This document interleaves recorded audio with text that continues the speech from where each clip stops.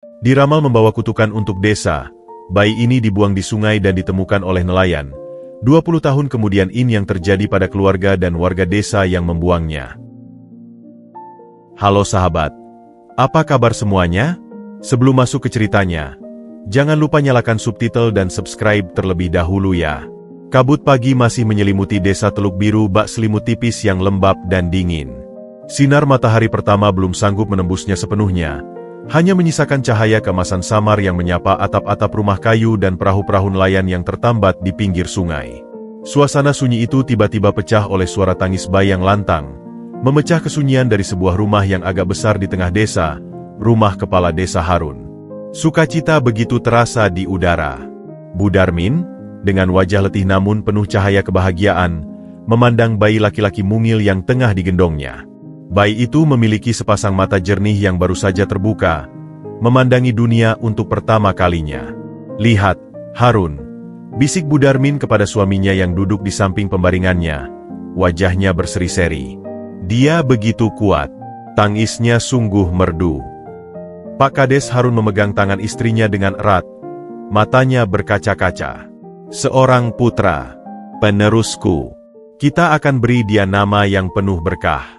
Ahyar, Ahyar, yang terbaik." Namun, suasana haru dan bahagia itu tidak berlangsung lama. Bayangan kegelisahan mulai menyelinap masuk bersamaan dengan datangnya Mbah Gondo, sesepuh desa yang dianggap paling sakti dan bijaksana. Wajahnya yang keriput selalu diselimuti ekspresi serius, dan langkahnya dihormati oleh semua warga. Kedatangannya disambut dengan sikap sungkan. "Selamat atas kelahiran putramu, Harun." Suara Mbah Gondo parau dan berat, tanpa sedikit pun nada bahagia. "Terima kasih, Mbah. Silakan lihat cucumu," kata Kades Harun dengan hati-hati, mengajak Mbah Gondo mendekati bayi itu.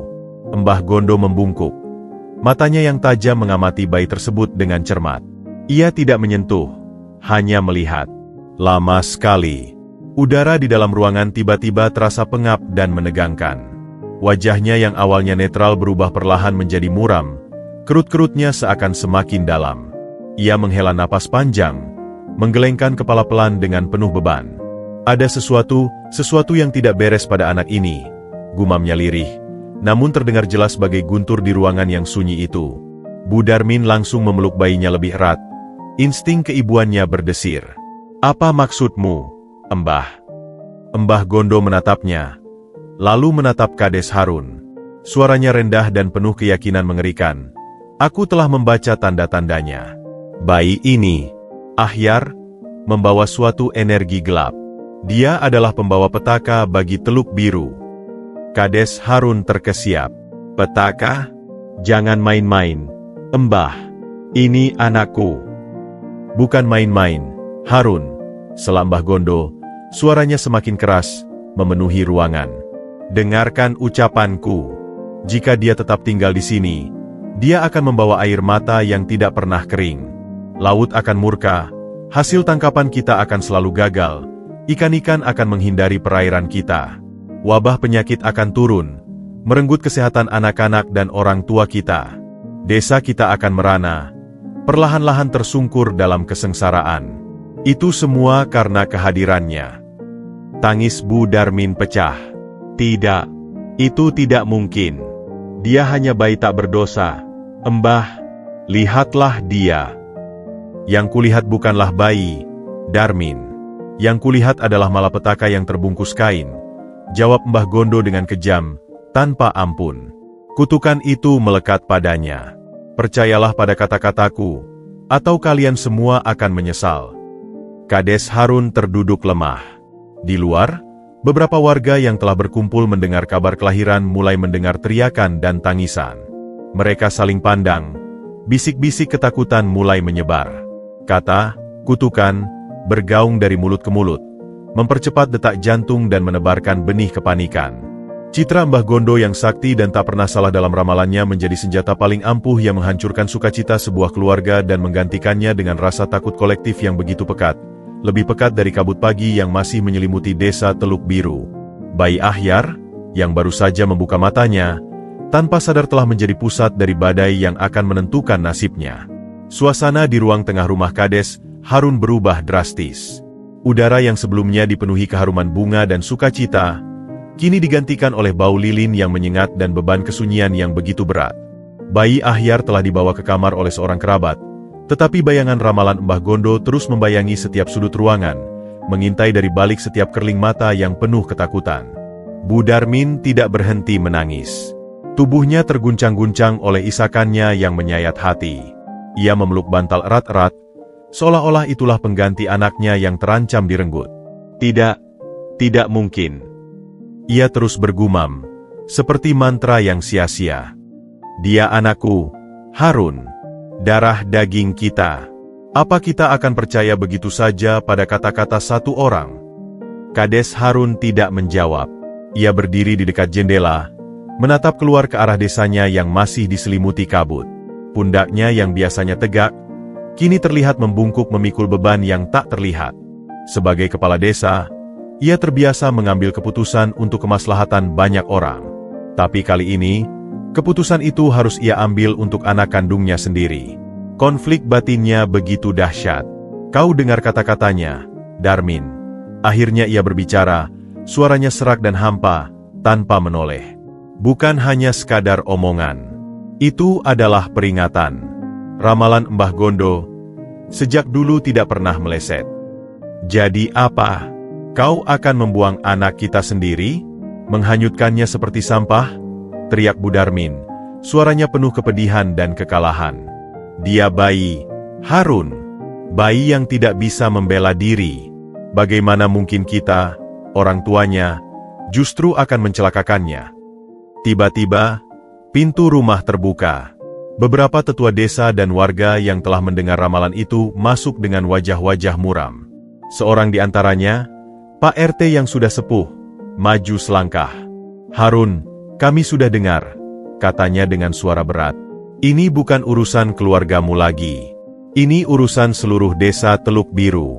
Keselamatan ratusan nyawa dipertaruhkan di sini. Benar, Kades. Salah seorang warga lain, suaranya bernada panik. Kalau benar dia membawa kutukan, kita semua bisa binasa. Hasil tangkapan sudah seringkali gagal tahun ini. Jangan-jangan itu sudah pertanda. Kita tidak bisa mengambil risiko, Harun, tambah tetua yang lain. Kepentingan desa harus diutamakan. Daripada satu nyawa, lebih baik daripada semua warga celaka. Kades Harun memejamkan matanya. Setiap kata seperti pukulan palu godam yang menghancurkan pertahanan terakhirnya sebagai seorang ayah. Ia mendengar isakannya istrinya yang semakin menjadi-jadi. Tidak ada cara lain, tanya Harun lemah, hampir seperti berdoa. Sudah kubacakan tanda-tandanya, Harun. Mbah Gondo, yang diam-diam telah hadir di antara kerumunan, berbicara. Suaranya seperti guruh yang memutus harapan. Tidak ada jalan lain. Dia harus diserahkan pada sungai. Biarkan alam dan yang di atas menentukan nasibnya. Itu satu-satunya cara untuk menenangkan kemurkaan yang akan turun. Jika tidak semua ini, ia mengangkat tangannya, mengacu pada seluruh desa, akan hancur berantakan. Kau mau memikul tanggung jawab itu? Ancaman itu efektif. Kades Harun melihat ke sekelilingnya. Ia melihat wajah-wajah warga yang ketakutan, tetua-tetua yang menuntut kepastian, dan Mbah Gondo yang berdiri tegak dengan keyakinan membatu. Ia melihat istrinya yang tersungkur di lantai, hancur. Pilihannya telah habis. Jabatannya, tanggung jawabnya pada desa, dan ketakutan kolektif yang begitu besar memaksanya untuk memilih. Dengan langkah gontai, ia berjalan mendekati istrinya. Ia berlutut, mencoba memeluknya, tetapi Bu Darmin menjauh. Harun, jangan, aku mohon. Pintanya dengan sisa-sisa kekuatan. Darmin, bisik Harun, air mata akhirnya menetes dari matanya yang keras.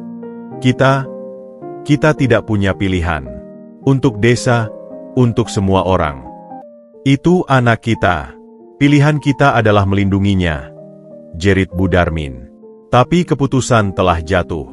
Malam itu, dalam keremangan yang pekat, ketika desa tertidur dalam kecemasan, sebuah keranjang anyaman dibawa ke tepi sungai. Bu Darmin, dengan tangan gemetar dan mata yang bengkak, memeluk bayi Ahyar untuk terakhir kalinya. Ia mengalungkan sebuah kalung manik-manik biru sederhana ke leher mungilnya. "Maafkan ibu, nak, maafkan," bisiknya berulang-ulang. Sebelum dengan hati yang remuk redam ia menitipkan bayinya ke dalam keranjang. Dengan didorong oleh Kades Harun yang wajahnya bagai topeng tanpa ekspresi, keranjang itu perlahan-lahan dihanyutkan ke sungai yang hitam dan berarus tenang. Bunyinya menyentuh air hampir tidak terdengar, tetapi bagi Bu Darmin, suara itu seperti ledakan yang menghancurkan jiwanya. Ia jatuh pingsan di tepian sungai, dipegangi oleh suaminya yang juga telah kehilangan separuh nyawanya. Mereka memandang keranjang kecil itu menghilang di telan kegelapan, membawa serta seorang bayi yang tidak berdosa, korban dari ketakutan dan sebuah ramalan yang mengerikan. Subuh berikutnya menyapa desa Teluk Biru dengan wajah yang muram. Kabut masih menggantung rendah, seolah enggan meninggalkan tempatnya, mencerminkan kesuraman yang melanda hati sebagian besar penghuninya. Di gubuk kayu reyek yang terpencil di pinggir sungai, jauh dari keramaian desa, Pak Ahmad terbangun lebih awal dari biasanya. Sebuah kegelisahan aneh mengusik tidurnya yang biasanya nyenyak. Seolah ada suara yang memanggil-manggil jiwanya yang sepi, sebuah desakan halus dari dalam hati yang membimbingnya ke arah sungai. "Ada apa ini?" gumamnya pada seekor kucing liar yang biasa menemaninya, sambil mengenakan jakatnya yang sudah lusuh. Rasanya hati ini tidak tenang. Seperti ada yang memanggil. Dia berjalan menelusuri tepian sungai, matanya menyusuri aliran air yang berwarna kelabu di bawah cahaya matahari pagi yang masih lemah. Angin berhembus sepoi-sepoi, membawa hawa dingin dan bisikan-bisikan alam yang hanya bisa ia pahami. Pak Ahmad, meski hidup sebatang kara, memiliki hubungan yang dalam dengan sungai ini. Sungai telah memberinya makan, menjadi teman dalam kesendirian, dan menjadi saksi bisu perjalanan hidupnya. Tiba tanya, pandangannya tertarik pada sebuah benda yang tersangkut di antara akar-akar pohon bakau yang menjorok ke air. Itu sebuah keranjang anyaman yang cukup besar, terombang-ambing perlahan oleh arus. Hati Pak Ahmad berdebar tidak karuan. Biasanya, ia hanya menemukan kayu atau sampah yang hanyut. Keranjang? Siapa yang menghanyutkan keranjang seperti ini? Ia bergumam, rasa penasaran dan keingintahuan yang dalam mendorongnya untuk mendekat. Dengan hati-hati, ia masuk ke air yang dingin, meraih keranjang itu dan membawanya ke darat.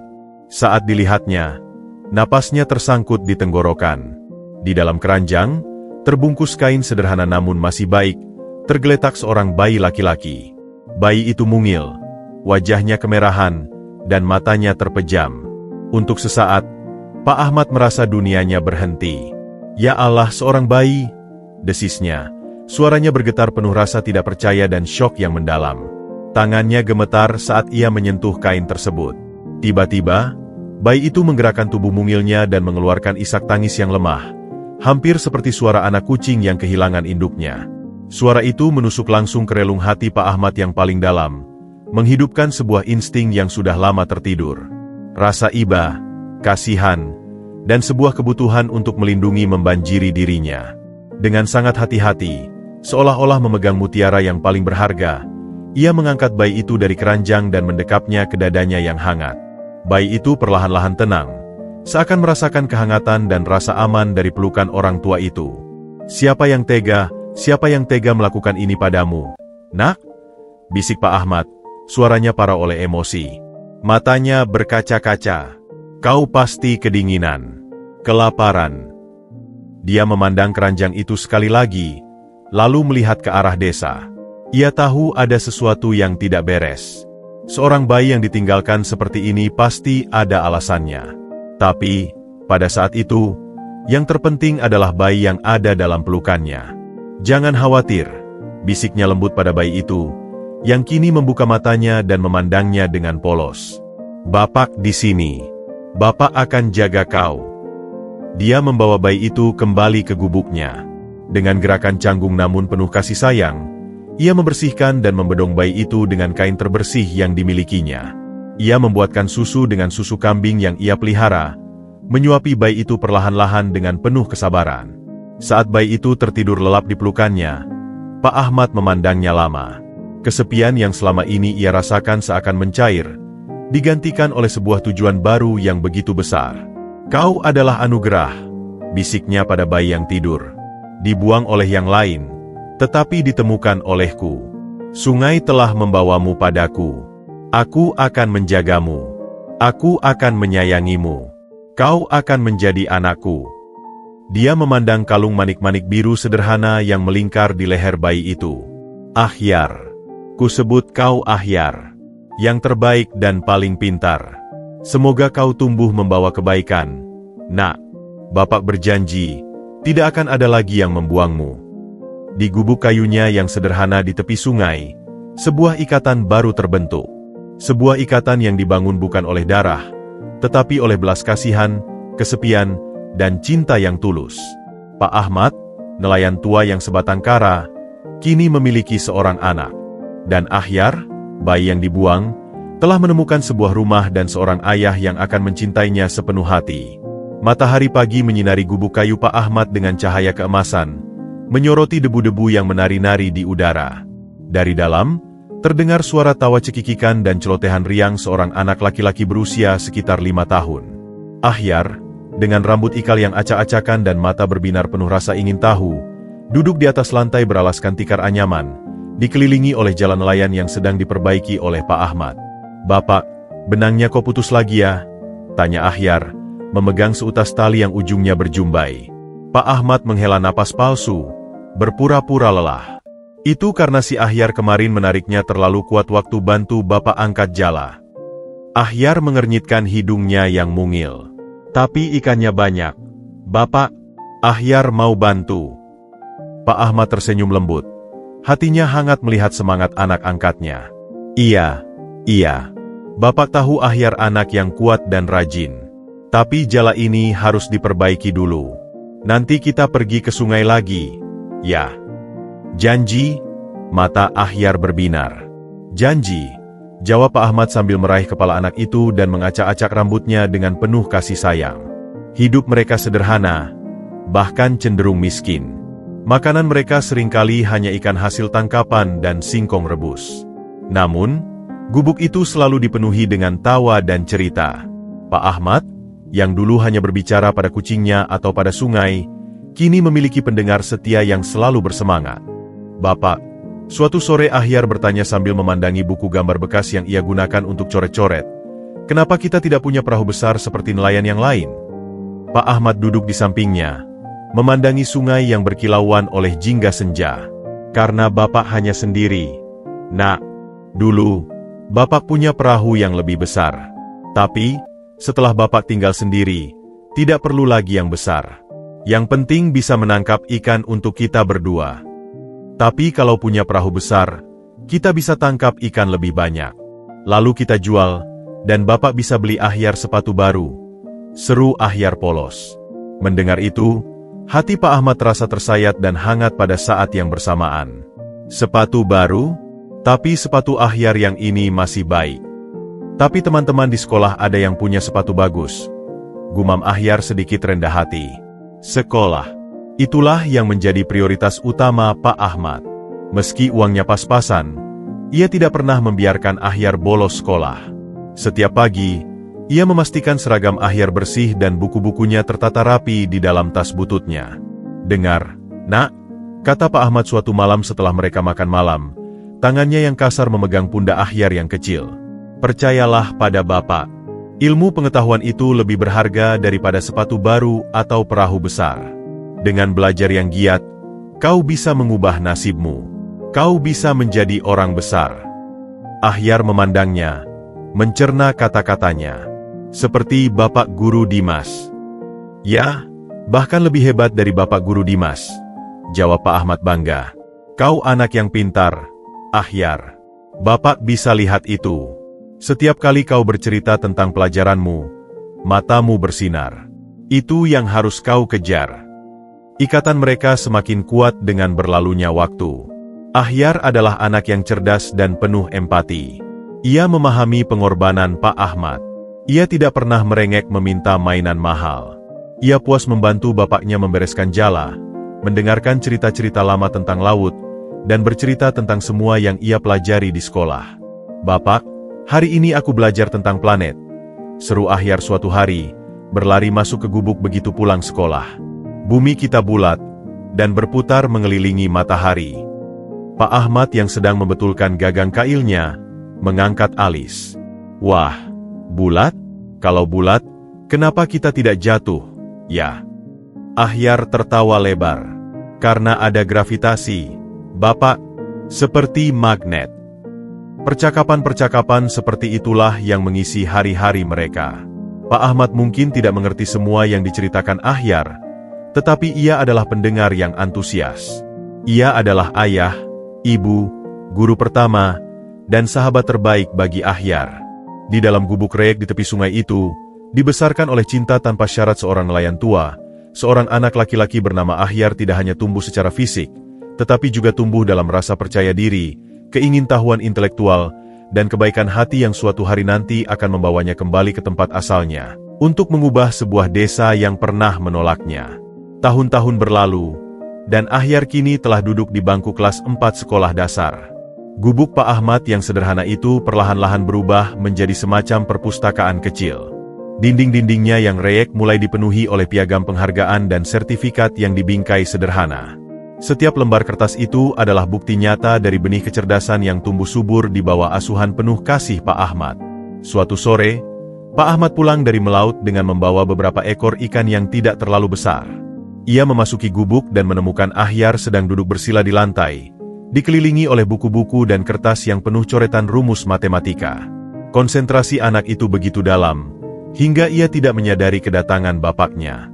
Ahyar, sudah sore. Nak, istirahat sebentar, matamu bisa rusak, kata Pak Ahmad dengan suara lembut, meletakkan ikatannya. Ahyar baru menoleh. Matanya berbinar dengan semangat yang menyala-nyala. Bapak, lihat, aku sedang mencoba memecahkan soal ini. Soal Olimpiade Matematika tingkat kecamatan. Pak Ahmad mendekat, mengernyitkan dahi melihat deretan angka dan simbol yang baginya seperti tulisan alien. Wah, Bapak sudah tidak paham lagi dengan yang seperti ini. Nak, rumit sekali. Itu karena Bapak tidak sempat sekolah tinggi-tinggi. Yah, tapi lihat, ini sebenarnya menarik. Ahyar bersemangat, menarik lengan bapaknya agar duduk di sebelahnya. Jadi begini, soalnya tentang kecepatan dan waktu.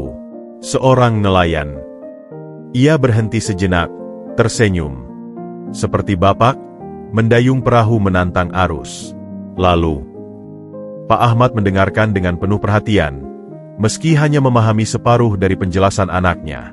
Yang ia tangkap adalah kecerdasan dan antusiasme yang memancar dari diri Ahyar. Sebuah kebanggaan yang dalam mengisi hatinya. Keesokan harinya di sekolah, Pak Guru Dimas, seorang guru muda yang bersemangat dan peduli, memanggil Ahyar setelah pelajaran usai. Ahyar, boleh Bapak bicara sebentar? Tanya Pak Dimas, duduk di bangku sebelah anak itu. Iya, Pak, jawab Ahyar sedikit gugup, khawatir telah melakukan kesalahan. Bapak perhatikan kamu beberapa minggu terakhir ini. Nilai-nilaimu sangat bagus, terutama dalam matematika dan sains. Dan Bapak lihat kamu sering membawa buku-buku latihan Olimpiade, kata Pak Dimas, matanya berbinar penuh apresiasi. Ahyar mengangguk, sedikit lega. Iya, Pak, aku suka memecahkan soal-soal yang menantang. Itu hebat, Nak, bakatmu tidak boleh disia-siakan. Pak Dimas membuka tasnya dan mengeluarkan beberapa buku tebal. Ini, Bapak pinjamkan untukmu. Buku-buku latihan Olimpiade Sains tingkat yang lebih tinggi. Ada fisika, matematika, dan IPA. Mata Ahyar membelalak, tak percaya. Ia menerima buku-buku itu seolah-olah mereka adalah harta karun. Terima kasih banyak, Pak. Tapi, ini buku-buku bagus. Apakah tidak apa-apa? Tentu saja, Nak. Justru Bapak senang sekali ada siswa yang berminat seperti kamu. Bapak ingin membimbingmu. Bagaimana kalau setelah jam sekolah, kita luangkan waktu 1 atau 2 jam untuk membahas soal-soal ini bersama? Tawar Pak Dimas. Wajah Ahyar bersinar. Benarkah, Pak? Aku sangat senang. Tapi, semangatnya sedikit meredup. Aku harus pulang membantu Bapak membereskan jala dan persiapan untuk melaut besok. Pak Dimas tersenyum mengerti. Bapak tahu. Bagaimana kalau Bapak yang nanti mengantarmu pulang? Sekalian Bapak ingin berbicara dengan Pak Ahmad, meminta izinnya. Maka, sore itu, Pak Dimas mengantar Ahyar pulang ke gubuk tepi sungai. Pak Ahmad, yang baru saja membersihkan perahunya, terkejut melihat tamu. "Selamat sore, Pak Ahmad. Saya Dimas, guru Ahyar di sekolah." Perkenalan Pak Dimas dengan sopan. "Selamat sore, Pak Guru. Ada apa? Apakah Ahyar berbuat salah?" tanya Pak Ahmad dengan sedikit kekhawatiran. "Sama sekali tidak, Pak. Justru sebaliknya." Pak Dimas kemudian menjelaskan bakat luar biasa Ahyar, nilai-nilainya yang selalu sempurna, dan minatnya yang besar pada sains. Ia menunjukkan buku-buku yang ia pinjamkan dan menyampaikan niatnya untuk membimbing Ahyar secara khusus. Pak Ahmad terdiam sejenak, memandang anaknya yang berdiri dengan bangga namun malu-malu. Matanya berkaca-kaca. "Jadi, anak saya ini memang pintar." "Ya, Pak Guru. Sangat pintar, Pak Ahmad. Jenius, bahkan. Dia punya potensi yang sangat besar. Jangan sampai potensi itu terbuang sia-sia hanya karena keadaan," kata Pak Dimas dengan hati-hati. Pak Ahmad menarik napas dalam. Saya hanya nelayan miskin, Pak Guru. Saya tidak bisa membeli buku-buku bagus atau les yang mahal untuknya." "Itu tidak masalah, Pak. Saya akan dengan senang hati membimbingnya.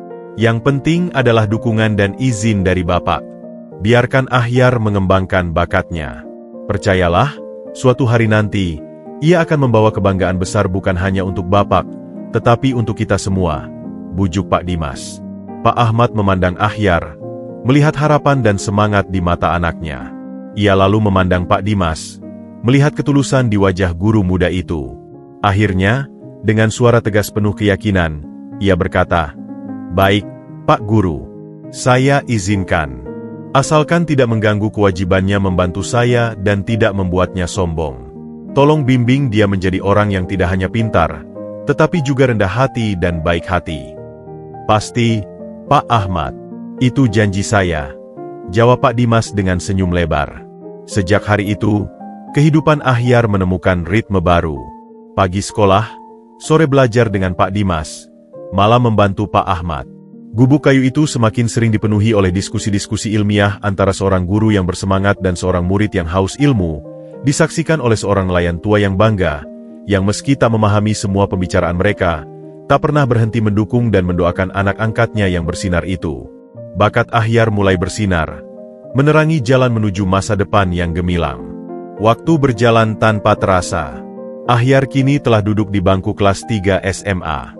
Piagam dan piala yang menghiasi dinding gubuk Pak Ahmad semakin banyak, menjadi saksi bisu perjalanan akademisnya yang gemilang. Setiap penghargaan, dari tingkat kecamatan hingga nasional, dipajang dengan penuh kebanggaan oleh Pak Ahmad, meski ia sendiri seringkali hanya memahami separuh dari prestasi yang diraih anaknya. Suatu sore, sepulang dari mengikuti seleksi beasiswa di kota, Ahyar duduk termenung di tepian sungai. Wajahnya yang biasanya cerah dan penuh semangat, kini tampak diliputi keraguan dan kegelisahan yang mendalam. Ia memegang selembar surat pemberitahuan yang masih tersegel rapat di tangannya. Pak Ahmad, yang baru saja membersihkan perahu, mendekatinya. "Nak, ada apa? Dari tadi Bapak lihat kamu diam saja. Apakah hasil seleksinya tidak baik?" tanyanya dengan suara penuh kekhawatiran. Ahyar mengangkat kepalanya, matanya berkaca-kaca. "Bukan itu, Yah. Justru ini." Ia menyodorkan surat itu kepada Pak Ahmad dengan tangan gemetar. "Aku diterima, Yah. Beasiswa penuh. Universitas Negeri di Jakarta. Jurusan Teknik Lingkungan." Wajah Pak Ahmad bersinar seketika, dipenuhi kebanggaan yang meluap-luap. "Alhamdulillah. Itu kabar hebat. Nak, kenapa kamu malah sedih? Ini yang kita tunggu-tunggu selama ini." Ia meraih bahu Ahyar dan mengguncangnya pelan. "Kau berhasil, anakku. Kau membuktikan pada semua orang. Tapi, Yah." Ahyar menatapnya, air mata akhirnya menetes. "Jakarta, itu sangat jauh. Berbulan-bulan naik perahu dan jalan kaki pun mungkin tidak sampai. Aku tidak bisa meninggalkan Bapak sendirian di sini. Lihatlah." Ia menunjuk ke arah gubuk mereka yang reyek dan perahu yang sudah tua. Siapa yang akan membantu Bapak membereskan jala? Siapa yang akan menemani Bapak melaut ketika angin kencang? Siapa yang akan Bapak ajak bicara sepulang dari laut yang melelahkan?" Suara Ahyar tercekat. "Aku tidak tega. Yah, biarlah aku mencari universitas yang dekat saja. Atau tidak usah kuliah. Aku bisa membantu Bapak melaut full time. Hasilnya pasti lebih baik." Pak Ahmad terdiam sejenak. Wajahnya yang semula berseri menjadi serius. Ia menarik napas dalam-dalam, memandangi sungai yang telah membesarkan mereka berdua. "Ahyar," katanya dengan suara yang lembut namun tegas, "dengarkan Bapak. Selama ini, Bapak bekerja banting tulang, menjual ikan hasil tangkapan yang kadang hanya cukup untuk makan sehari, bukan untuk menjadi nelayan kaya. Bapak melakukan semua itu untuk satu tujuan, memberimu pendidikan. Memberimu kesempatan yang tidak pernah Bapak miliki." Ia memegang kedua bahu Ahyar, memaksanya untuk menatap matanya. "Kau lihat semua piagam itu?" Ia menunjuk ke arah dinding gubuk. "Itu bukan hanya kertas, Nak. Itu adalah bukti perjuanganmu, bukti dari semua pengorbanan kita berdua. Dan sekarang, pintu menuju masa depan yang lebih baik terbuka lebar untukmu. Kau mau menutupnya hanya karena kekhawatiran pada Bapak." "Tapi Bapak..." "Tidak ada tapi," potong Pak Ahmad dengan tegas, namun matanya berbinar penuh kasih. "Bapak masih kuat. Bapak masih bisa melaut. Dan Bapak punya tetangga-tetangga baik yang akan membantu jika Bapak membutuhkan. Jangan pernah sekalipun, menjadikan Bapak sebagai alasan untuk mengubur mimpimu." Ia mengusap air mata di pipi Ahyar. "Pergilah, Nak. Raih mimpimu. Belajarlah yang giat. Jadilah orang besar. Itu yang paling Bapak inginkan. Kebahagiaan Bapak adalah melihatmu sukses. Bagaimana jika Bapak sakit? Atau terjadi sesuatu? Aku akan sangat jauh." "Yah," bisik Ahyar, masih tidak yakin. "Kita akan sering-sering telepon. Sekarang sudah ada sinyal yang lebih baik di sini," jawab Pak Ahmad mencoba meyakinkan. "Dan ingat, kau tidak pergi selamanya. Liburan semester pasti akan pulang, kan? Gubuk ini akan selalu menantimu." Malam itu, di dalam gubuk mereka berbicara panjang lebar. Pak Ahmad bercerita tentang impiannya yang tertunda, tentang betapa berharganya kesempatan yang didapatkan Ahyar. Akhirnya, dengan berat hati namun penuh keyakinan, Ahyar setuju untuk menerima beasiswa tersebut. Beberapa minggu kemudian, di dermaga kecil tempat perahu biasa berlabuh, Ahyar berdiri dengan sebuah koper tua pemberian Pak Guru Dimas. Pak Ahmad memeluknya erat-erat, berusaha keras menahan air matanya. "Jaga dirimu baik-baik di kota, Nak. Makan yang teratur, jangan begadang, dan pilih teman yang baik." Nasihatnya, suaranya serak. "Aku akan merindukan Bapak." "Yah," bisik Ahyar, memeluk erat tubuh bapaknya yang mulai renta. "Bapak juga akan merindukanmu, anakku. Tapi ini untuk kebaikanmu." Pak Ahmad melepaskan pelukannya dan memandangi wajah Ahyar. "Sekarang, pergilah. Jadilah kebanggaan Bapak. Dan ingat, tidak peduli seberapa jauh kau pergi, gubuk ini akan selalu menjadi rumahmu." Dengan langkah berat dan hati yang campur aduk antara semangat dan kerinduan, Ahyar naik ke perahu yang akan membawanya ke pelabuhan besar, menuju kehidupan baru di kota. Pak Ahmad berdiri di dermaga, melambai hingga perahu itu menghilang dari pandangan, berdoa dalam hati untuk keselamatan dan kesuksesan anak angkatnya yang ia cintai lebih dari apapun. Perpisahan itu terasa pahit, namun kedua hati mereka tahu bahwa ini adalah langkah yang harus diambil untuk masa depan yang lebih cerah. Jakarta menyambut Ahyar dengan gemuruhnya yang tak pernah reda. Suara klakson, deru mesin, dan kerumunan orang yang selalu terburu-buru menjadi latar belakang baru kehidupannya. Kampusnya luas dan megah, membuatnya merasa sangat kecil. Asrama yang ditawarkan beasiswa sederhana namun bersih, menjadi tempat perlindungannya dari kesibukan kota yang begitu asing. Hari-hari pertama diisi dengan kekaguman dan rasa takjub. Namun, perlahan-lahan, realitas kehidupan mahasiswa perantauan mulai menyapa dengan wajah yang lebih keras. Beasiswa yang ia terima hanya mencukupi untuk uang kuliah dan tempat tinggal. Untuk makan, transportasi, dan membeli buku, ia harus mencari jalan sendiri. Berapa harganya buku wajih untuk mata kuliah pengantar teknik lingkungan ini? Tanya Ahyar pada seorang senior di toko buku kampus. Matanya membelalak melihat angka yang tertera. 500.000, Dik. Edisi terbaru. Jawab seniornya singkat sambil melayani mahasiswa lain. Ahyar menghela napas, menaruh kembali buku itu ke rak. 500.000 adalah uang yang sangat besar baginya. Uang yang dikirimkan Pak Ahmad dari hasil menjual ikan sebulan penuh mungkin tidak akan cukup. Dia pun mulai mencari pekerjaan paruh waktu. Setelah bertanya-tanya, akhirnya ia mendapat pekerjaan sebagai pelayan di sebuah warung makan Padang sederhana dekat kampus. Jam kerjanya dari jam 6 sore hingga 11 malam, setelah jam kuliahnya selesai. "Mbak, berapa gaji untuk posisi ini?" tanya Ahyar hati-hati pada pemilik warung. 40.000 per jam, ditambah makan malam. "Kamu kuat? Harus cepat dan tidak boleh lelah," jawab sang pemilik warung, seorang wanita paruh baya yang tegas. "Aku kuat, Mbak," jawab Ahyar dengan yakin, meski hatinya cemas. 40.000 per jam. Jika ia bekerja 5 jam sehari, itu cukup untuk makan dan transportasi selama seminggu. Hari-harinya berubah menjadi sebuah maraton yang melelahkan.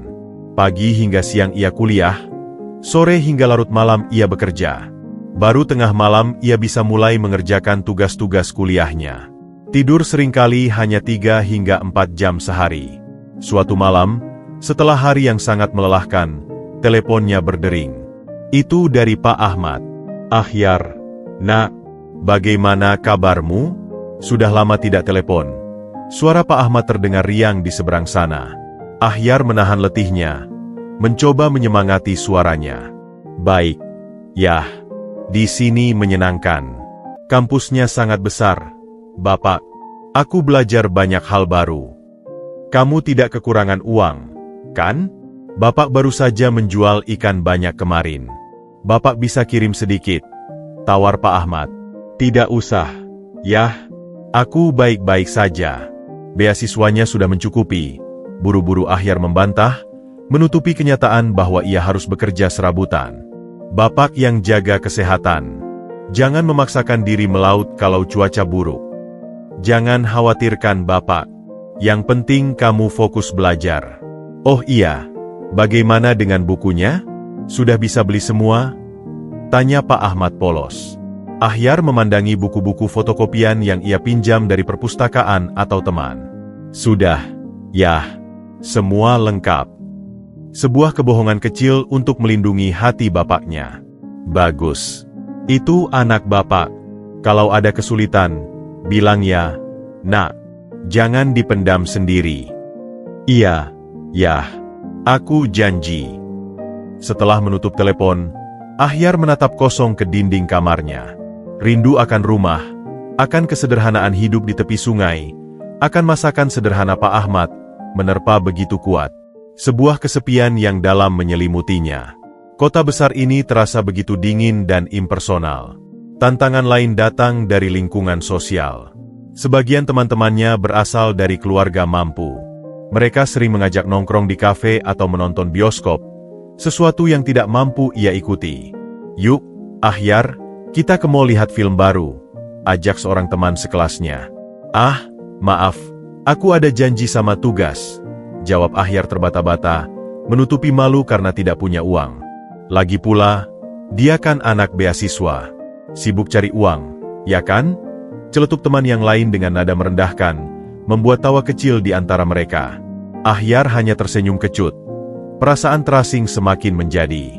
Namun, ejekan dan kesulitan itu justru memacunya. Ia ingat setiap tetes keringat Pak Ahmad, setiap pengorbanan yang dilakukan untuk menyekolahkannya.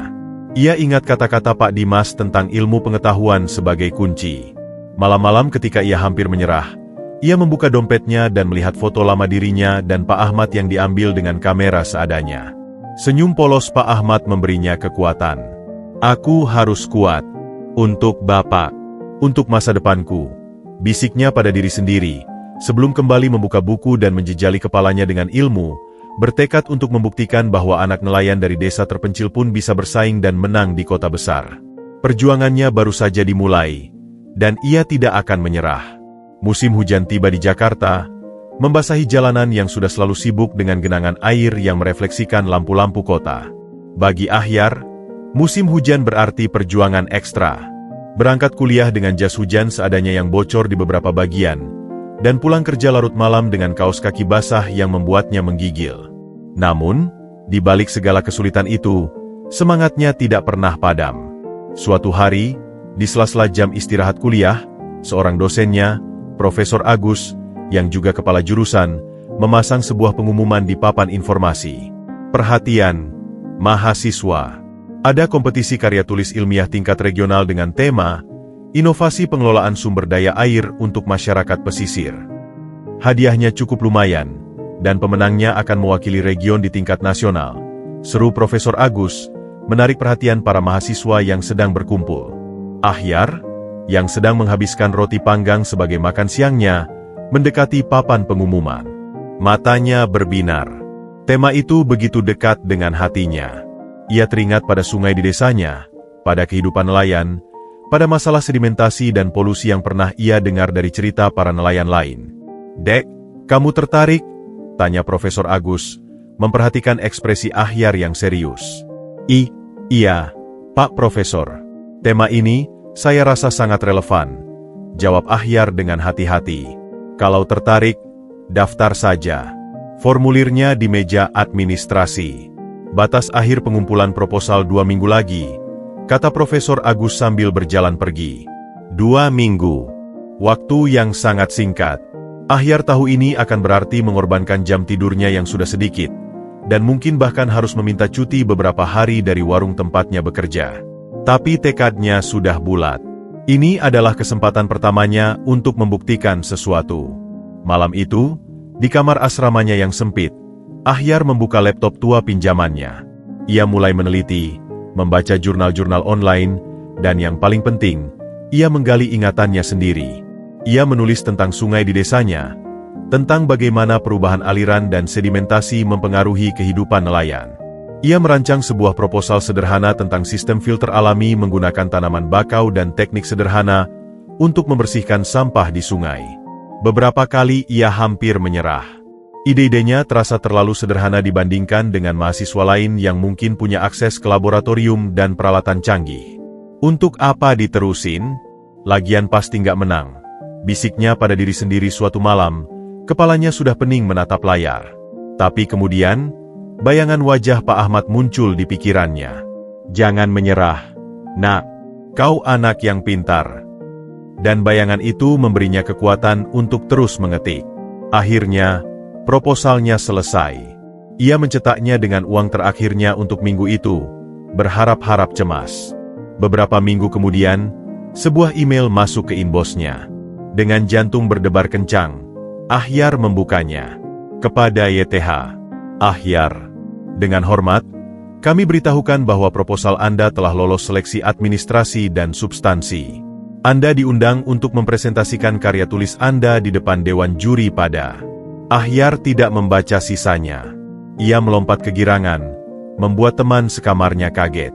"Apa yang terjadi?" tanya temannya. "Rio. Aku lolos ke kompetisi karya tulis," seru Ahyar, hampir tidak percaya. Rio memeluknya. "Selamat, bro. Itu hebat." Hari presentasi tiba. Ahyar meminjam jas dari Rio dan berusaha tampil semaksimal mungkin. Tangannya berkeringat, suaranya sedikit gemetar, tetapi ketika ia mulai berbicara tentang sungai, tentang nelayan, tentang solusi-solusi sederhana yang ia usulkan, semuanya mengalir dengan lancar. Ia berbicara dari hati, dari pengalaman hidupnya, bukan hanya dari teori buku. 1 minggu setelah presentasi, pengumuman pemenang dilaksanakan di auditorium kampus. Ahyar duduk di barisan belakang. Jantungnya berdebar-debar seperti genderang perang. Dan untuk juara pertama, kompetisi karya tulis ilmiah regional ini adalah... Juri berbicara dengan sengaja membuat suspense. "Ahyar, dari universitas kita sendiri, dengan karya tulisnya yang berjudul Sistem Filter Alami dan Pengelolaan Sampah Terpadu Berbasis Masyarakat untuk Sungai di Wilayah Pesisir." Seketika, auditorium bergemuruh dengan tepuk tangan. Ahyar terduduk diam, tidak percaya. Rio mendorongnya untuk maju ke depan. Dengan langkah gontai, ia berjalan ke panggung.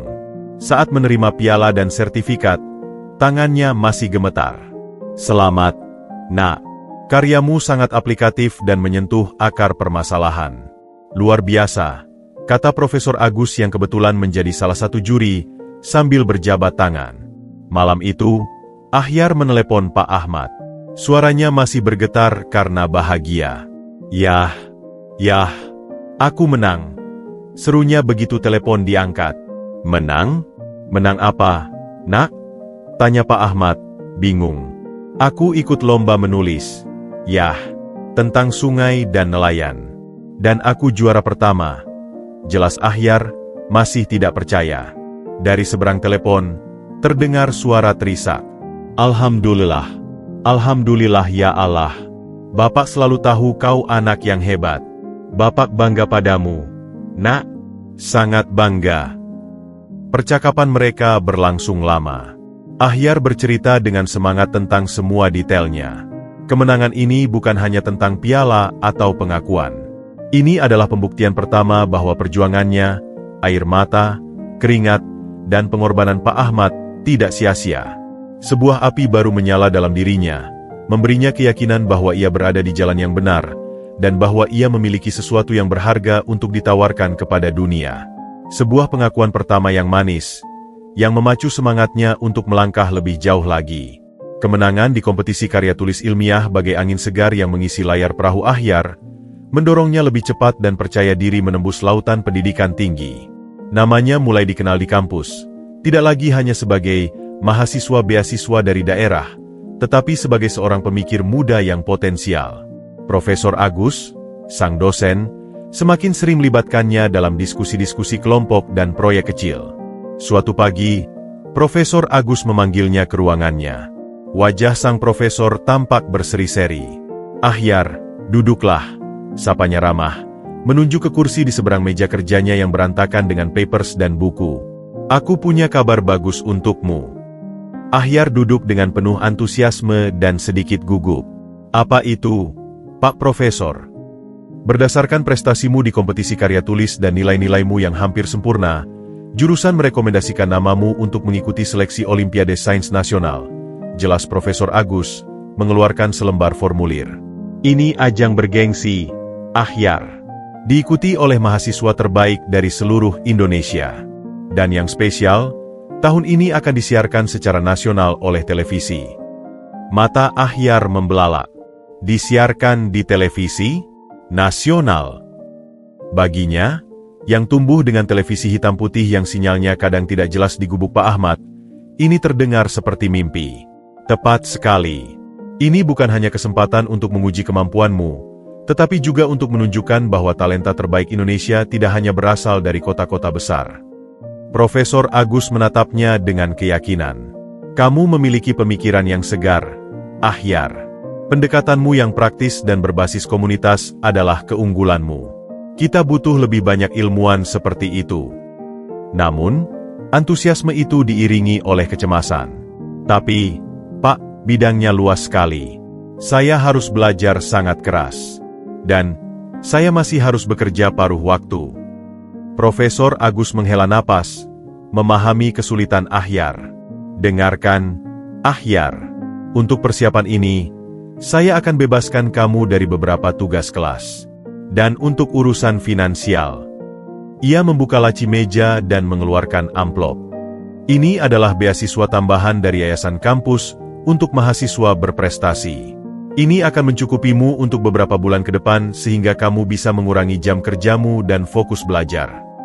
Ahyar terharu. Saya tidak tahu harus berterima kasih bagaimana, Pak.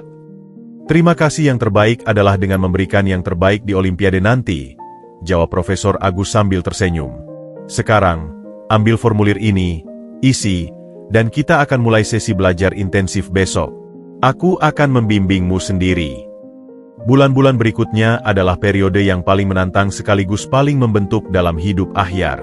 Jadwalnya kini dipadati dengan belajar intensif.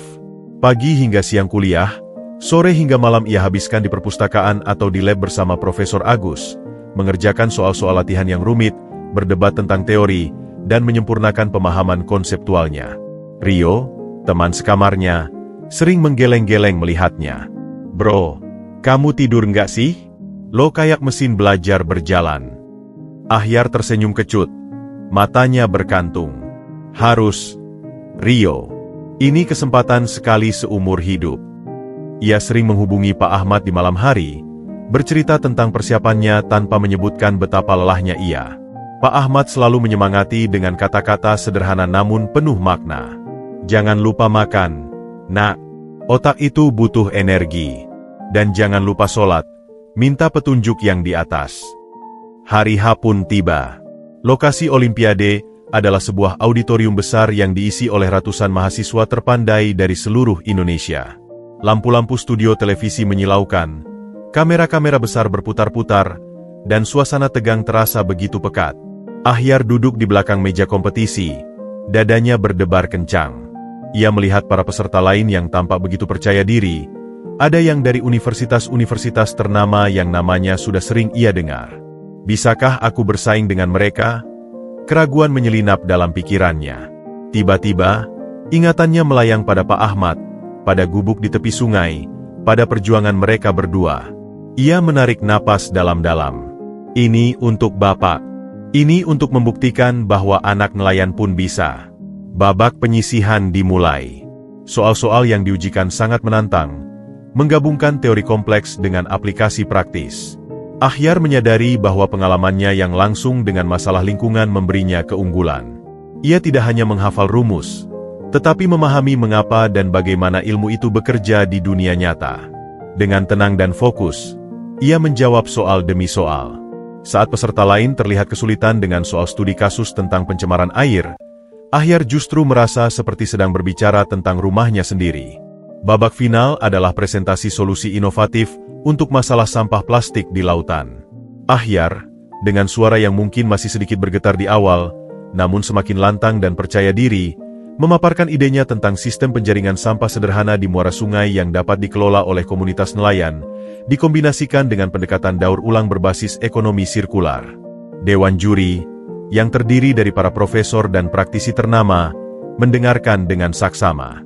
Salah seorang juri bertanya, "Ide Anda menarik. Tapi, apakah tidak terlalu sederhana? Teknologi saat ini sudah sangat canggih." Ahyar menjawab dengan tegas, "Kadang-kadang, yang kita butuhkan bukanlah teknologi yang paling canggih, Pak, tetapi solusi yang paling tepat guna, terjangkau, dan dapat diterapkan oleh masyarakat langsung. Yang terpenting adalah keberlanjutannya." Juri itu mengangguk, tersenyum perlahan. Saat pengumuman pemenang, Ahyar sudah merasa puas bisa sampai sejauh ini. Ketika namanya disebut sebagai juara pertama, rasanya seperti dunia berhenti berputar. Sorak-sorai riuh, lampu kamera menyorot wajahnya yang tak percaya. Ia naik ke panggung, menerima piala dengan tangan gemetar. Wawancara singkat dilakukan oleh host televisi. "Akhir-akhir ini kita sering mendengar tentang anak-anak muda inspiratif dari daerah. Apa rahasia kesuksesan Anda, Ahyar?" Dengan mata berkaca-kaca, Ahyar menjawab, "Saya hanya anak nelayan yang beruntung punya seorang ayah yang tidak pernah lelah mendukung dan seorang guru yang tidak pernah berhenti mempercayai. Ini untuk mereka. Dan untuk semua anak Indonesia di daerah, bahwa mimpi itu valid, dan ilmu pengetahuan adalah jalan kita untuk membangun negeri ini." Kata-katanya, tulus dan penuh penghargaan, menyentuh banyak orang yang menonton di rumah. Saat itu, ia tidak tahu bahwa kata-katanya bukan hanya memenangkan sebuah kompetisi, tetapi juga sedang mengubah takdirnya dan desa yang pernah menolaknya. Sebuah takdir yang sebentar lagi akan mempertemukannya dengan masa lalunya yang kelam. Malam itu, di desa Teluk Biru, udara terasa lebih pengap dari biasanya. Seperti ada energi yang mengambang, sebuah keheningan yang gelisah menyelimuti rumah-rumah kayu. Di rumah Kepala Desa Harun, suasana begitu muram. 20 tahun telah berlalu, tetapi luka itu tidak pernah benar-benar sembuh. Bu Darmin, yang wajahnya telah keriput dimakan usia dan duka, duduk termenung di ruang tamu, matanya kosong menatap foto-foto keluarga yang tidak pernah lengkap. Kades Harun, yang rambutnya telah memutih seluruhnya, duduk di sampingnya, mencoba membaca koran tetapi pikirannya melayang jauh. Sudah 20 tahun, Harun, bisik Bu Darmin. Suaranya parau oleh air mata yang telah terlalu sering ditumpahkan. Setiap malam aku bermimpi tentangnya. Aku mendengar tangisnya. Kades Harun meletakkan korannya, menghela napas berat. Aku juga, Darmin. Aku juga. Tapi kita tidak punya pilihan waktu itu. Ramalan Mbah Gondo. Ramalan, potong Bu Darmin dengan getir. Kita membuang anak kita sendiri karena sebuah ramalan. Dan lihatlah desa kita sekarang. Ikan semakin sulit. Anak-anak sakit-sakitan. Apakah kutukan itu benar? Atau justru karena kita telah melakukan dosa besar dengan membuangnya? Perdebatan yang sama telah terjadi berulang kali selama bertahun-tahun, tanpa pernah menemukan titik terang. Kades Harun tidak bisa menjawab. Rasa bersalahnya telah menjadi teman setia yang menggerogoti jiwanya pelan pakar. Tiba-tiba, dari televisi tua di sudut ruangan, suara presenter yang bersemangat menyita perhatian mereka. Dan kita akan segera mengumumkan pemenang dari Olimpiade Sains Nasional tahun ini. Sebuah kompetisi bergengsi yang memperebutkan gelar mahasiswa terpintar di Indonesia. Bu Darmin biasanya tidak memperdulikan acara seperti itu, tetapi sesuatu membuatnya menoleh. Mungkin hanya untuk mengalihkan pikirannya dari kesedihan yang tak berkesudahan. Dan juara pertama adalah Ahyar, dari Universitas Indonesia. Selamat. Nama itu menyambar udara seperti petir di siang bolong. Bu Darmin dan Kades Harun membeku. Nama yang tidak pernah mereka lupakan. Nama yang terukir dalam rasa bersalah mereka yang paling dalam. Kamera televisi menyorot seorang pemuda tampan, berpakaian sederhana namun rapi, dengan wajah yang percaya diri dan senyum yang hangat. Ia melangkah ke panggung menerima piala. Bu Darmin mendesah. Dia memiliki hidungmu, Harun. Tapi sesuatu yang lain menarik perhatiannya. Saat pemuda itu membungkuk untuk menerima medali, sebuah kalung manik-manik biru sederhana terayun-ayun dari balik kerah bajunya. Dunia seakan berhenti berputar bagi Bu Darmin. Itu. Napasnya tersangkut. Jantungnya berdebar kencang, hampir melompat dari dadanya. Itu. Ada apa, Darmin? Tanya Kades Harun, bingung melihat reaksi istrinya. Itu kalungnya. Kalung manik-manik biru yang kuikat di keranjangnya dulu. Teriak Bu Darmin, bangkit dari kursinya dan mendekati televisi hingga hampir-hampir menyentuh layar. Tangannya gemetar tak terkendali. Lihat, persis. Manik-manik biru dengan tali merah di tengahnya. Aku yang membuatnya. Tidak mungkin ada yang lain. Kades Harun kini juga mendekat. Matanya membelalak mencoba melihat lebih jelas. Dan benar, kalung itu persis seperti yang diingatnya. Sebuah kalung sederhana yang dulu diikatkan Bu Darmin dengan harapan bisa menjadi penanda. Sebuah doa agar anaknya selamat. Mereka berdua terpaku, tidak bisa berkata-kata, menyaksikan putra mereka yang telah menjadi pemuda gagah, berbicara dengan percaya diri dan penuh wibawa di televisi nasional. Host televisi mewawancarainya. Akhir-akhir ini kita sering mendengar tentang anak-anak muda inspiratif dari daerah. Apa rahasia kesuksesan Anda, Ahyar? Dengan mata berkaca-kaca, pemuda itu menjawab, saya hanya anak nelayan yang beruntung punya seorang ayah yang tidak pernah lelah mendukung dan seorang guru yang tidak pernah berhenti mempercayai. Ini untuk mereka. Anak nelayan. Gumam Kades Harun, hancur. Dia ditemukan oleh nelayan. Jeritan pilu akhirnya memecah kesunyian rumah itu. Bu Darmin jatuh tersungkur di lantai. Tubuhnya terguncang-guncang oleh isakan yang menyayat hati. Itu anakku, Ahyar. Dia hidup. Dia tidak hanya hidup, tapi dia menjadi orang hebat. Dan kita telah membuangnya. Kita telah membuangnya. Harun. Kades Harun tidak bisa berkata apa-apa.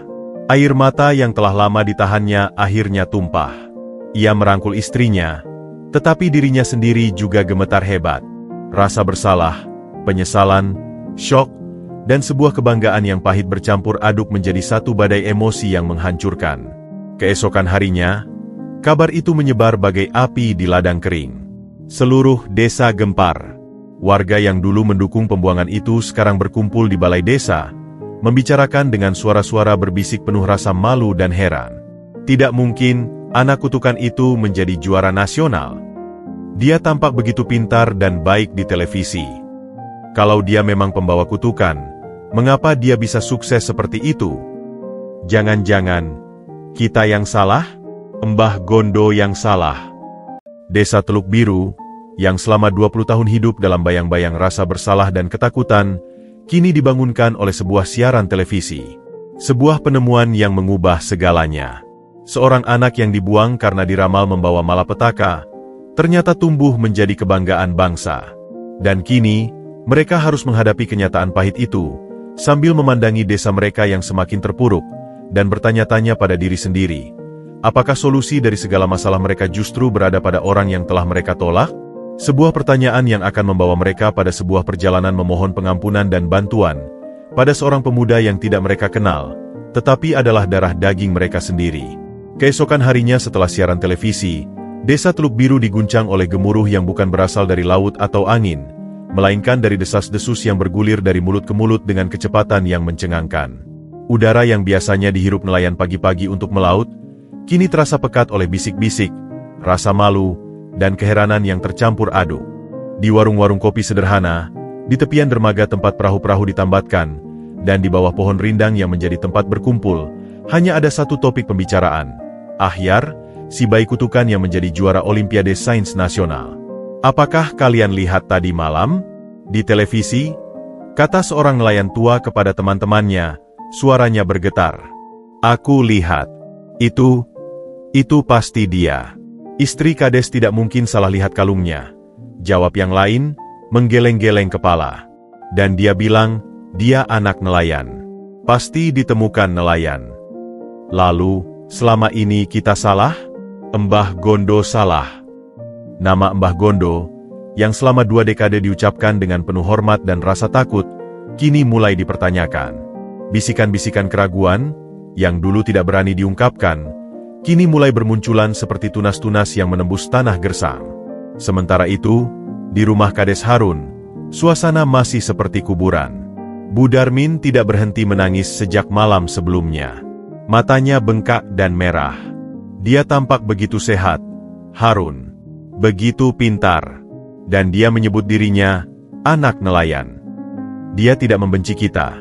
Isaknya memeluk foto televisi yang diambilnya dengan ponsel bututnya. Kades Harun duduk di depannya. Wajahnya tampak 10 tahun lebih tua dari kemarin. Apa yang telah kita lakukan, Darmin? Kita membuang anak kita sendiri karena ketakutan akan sebuah ramalan. Dan lihatlah dia sekarang. Tiba-tiba, pintu rumah mereka diketuk dengan agak keras. Kades Harun membukanya dan menemukan hampir seluruh tetua desa dan beberapa warga berkumpul di halamannya. Wajah-wajah mereka penuh dengan gejolak emosi yang kompleks. Malu, penasaran, harapan, dan rasa bersalah. Harun, kami sudah mendengar, kata seorang tetua, Pak RT, memimpin pembicaraan. Suaranya berat. Kami datang untuk menyampaikan, ya Allah, sulit untuk mengatakannya. Ia menunduk, tidak sanggup menatap mata Kades Harun. Kami datang untuk meminta maaf. Setelah tetua lainnya, Pak Lurah, dengan lebih berani. Kami semua bersalah. Waktu itu, kami yang mendesak kalian. Kami yang takut pada ramalan Mbah Gondo. Dan sekarang, lihatlah. Anak itu bukan pembawa kutukan. Dia justru menjadi kebanggaan. Seorang warga wanita maju selangkah. Bu Darmin, Pak Kades. Desa kita, kalian lihat sendiri. Ikan semakin sulit. Air sumur mulai payau. Anak-anak sering sakit. Mungkin ini bukan kutukan.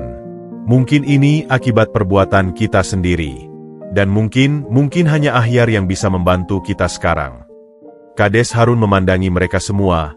Hatinya bagai diiris-iris. Apa yang kalian mau kami lakukan? Kami telah membuangnya. Kami tidak punya hak untuk menuntut apapun darinya. Bukan menuntut, Harun, kata Pak RT. Tapi memohon. Memohon maaf, dan memohon bantuan. Kita semua tahu kepintarannya. Dia juara nasional.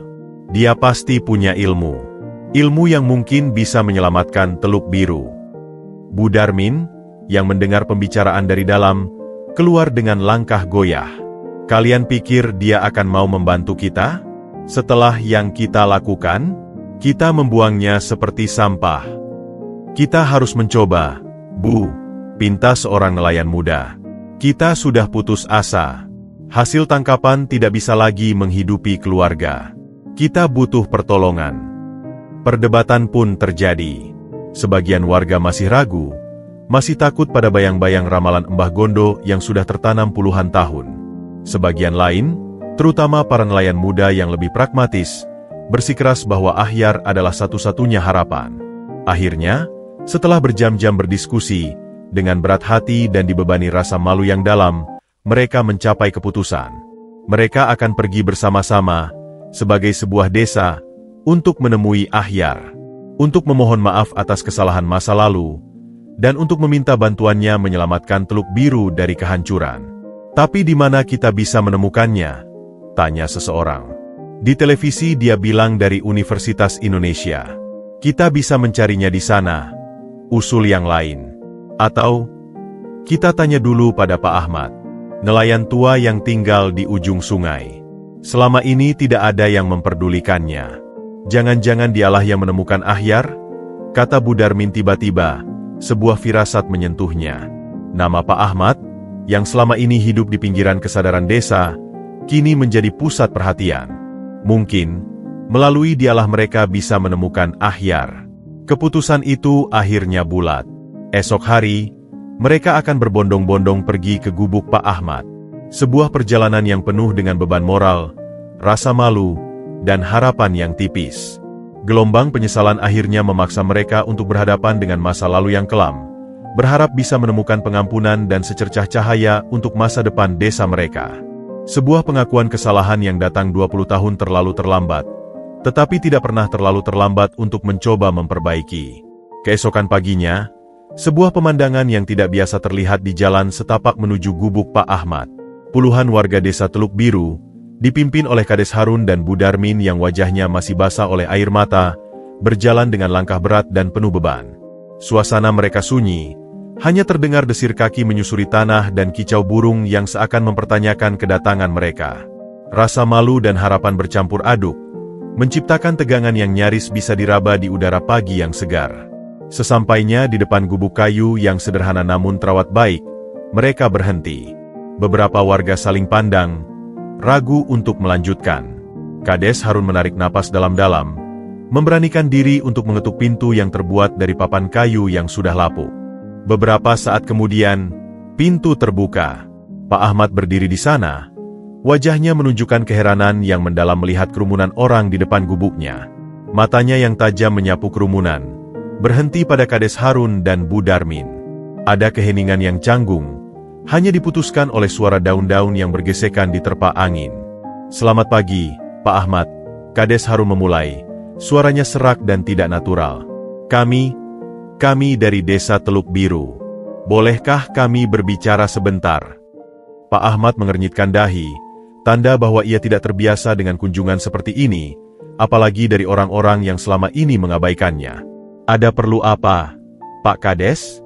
"Sepertinya seluruh desa ikut serta," katanya, nada suaranya datar namun waspada. Bu Darmin tidak bisa menahan diri lagi. Ia maju selangkah, tangannya gemetar. "Pak Ahmad, kami melihat di televisi, seorang pemuda. Ahyar, dia." Mendengar nama anak angkatnya disebut, sikap Pak Ahmad berubah. Posturnya tegap, matanya menyipit penuh kewaspadaan. "Apa tentang Ahyar? Apakah benar Anda yang menemukannya? Dulu? Di sungai?" desak Bu Darmin. Suaranya bergetar penuh harap dan takut.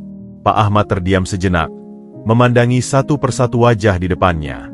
Ia melihat penyesalan yang dalam, rasa malu, dan sebuah harapan yang putus asa. Akhirnya, perlahan-lahan, ia menganggung. "Iya, benar.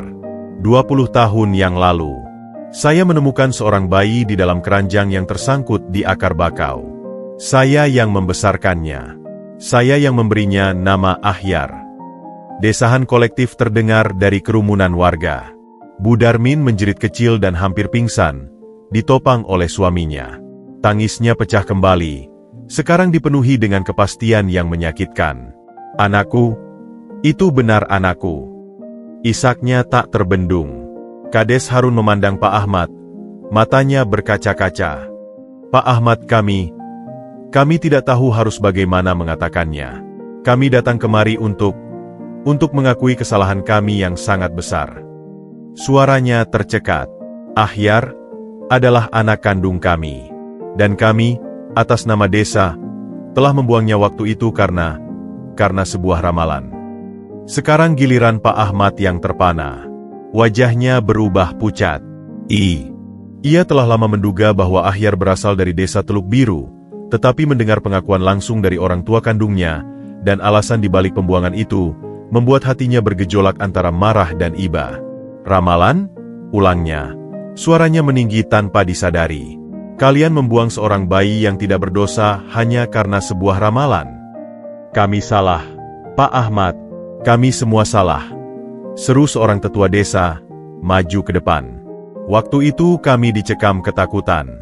Mbah Gondo meramalkan bahwa anak itu akan membawa kutukan bagi desa. Kami bodoh. Kami takut. Pak Ahmad memandang mereka semua. Napasnya memburu. Kemarahan menyala-nyala di dadanya. Dan kalian pikir sekarang, setelah 20 tahun, kalian bisa datang begitu saja dan mengakuinya? Kalian tahu tidak, bagaimana sulitnya saya membesarkan dia seorang diri? Bagaimana kami harus berjuang untuk makan dan sekolah? Dan sekarang, setelah dia menjadi orang sukses, kalian datang. Bukan itu maksud kami, Pak Ahmad. Kades Harun cepat menyela, tangannya terangkat seperti ingin menenangkan. Kami datang bukan untuk mengambilnya dari Anda. Kami datang untuk memohon maaf kepada Anda dan kepada Ahyar, dan juga untuk memohon bantuannya. Bantuan? Pak Ahmad menyeringai. Rasa pahit membanjiri mulutnya.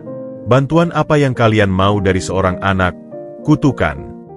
Warga-warga lain mulai berbicara, bersamaan, menceritakan tentang kondisi desa mereka yang memprihatinkan, ikan yang menghilang, air yang tercemar, penyakit yang merebak. Suasana menjadi riuh rendah oleh kepanikan dan keputusasaan mereka. Diam. Diam semua, teriak Pak Ahmad, membuat mereka semua terkejut dan kembali sunyi.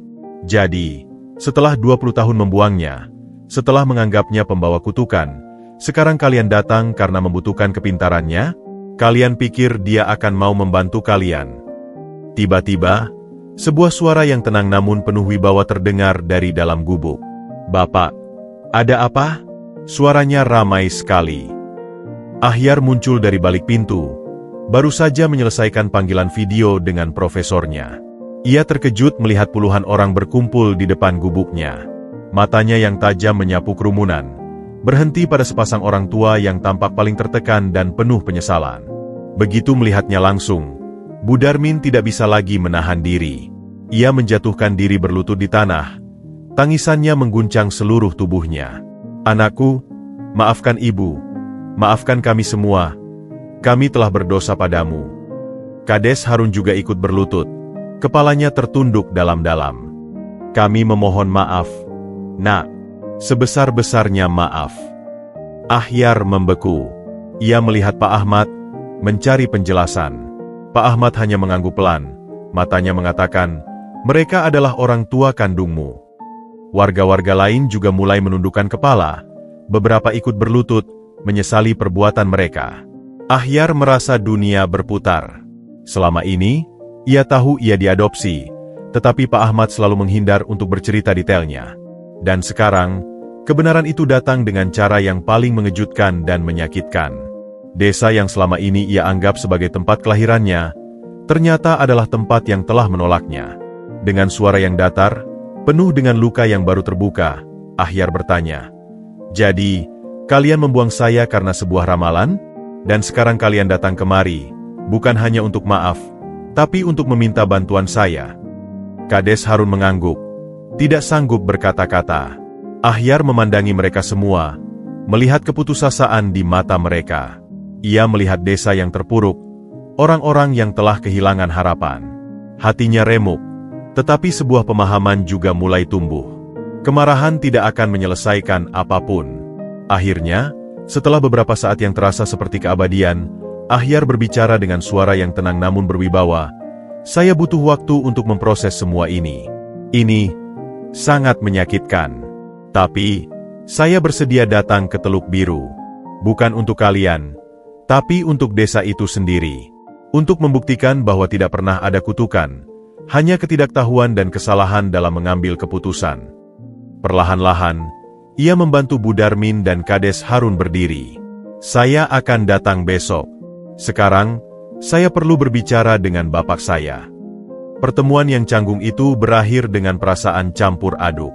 Rasa malu dan penyesalan warga masih membara, tetapi sekarang ada secercah harapan.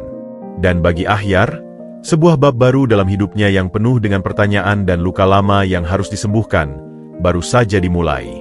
Keesokan harinya, dengan janji yang diucapkan masih terasa berat di hati, Ahyar bersiap untuk pergi ke Teluk Biru. Pagi itu, suasana di gubuk Pak Ahmad sunyi dan tegang. Keduanya hampir tidak tidur semalam, berbicara panjang lebar hingga larut tentang masa lalu, tentang luka, dan tentang pilihan yang harus diambil. "Kamu yakin dengan ini, Nak?" tanya Pak Ahmad sekali lagi, wajahnya penuh kekhawatiran. Ia menyiapkan beberapa peralatan sederhana untuk Ahyar, sepatu bot karet, jas hujan tua, dan sebuah tas berisi alat tulis dan kamera saku.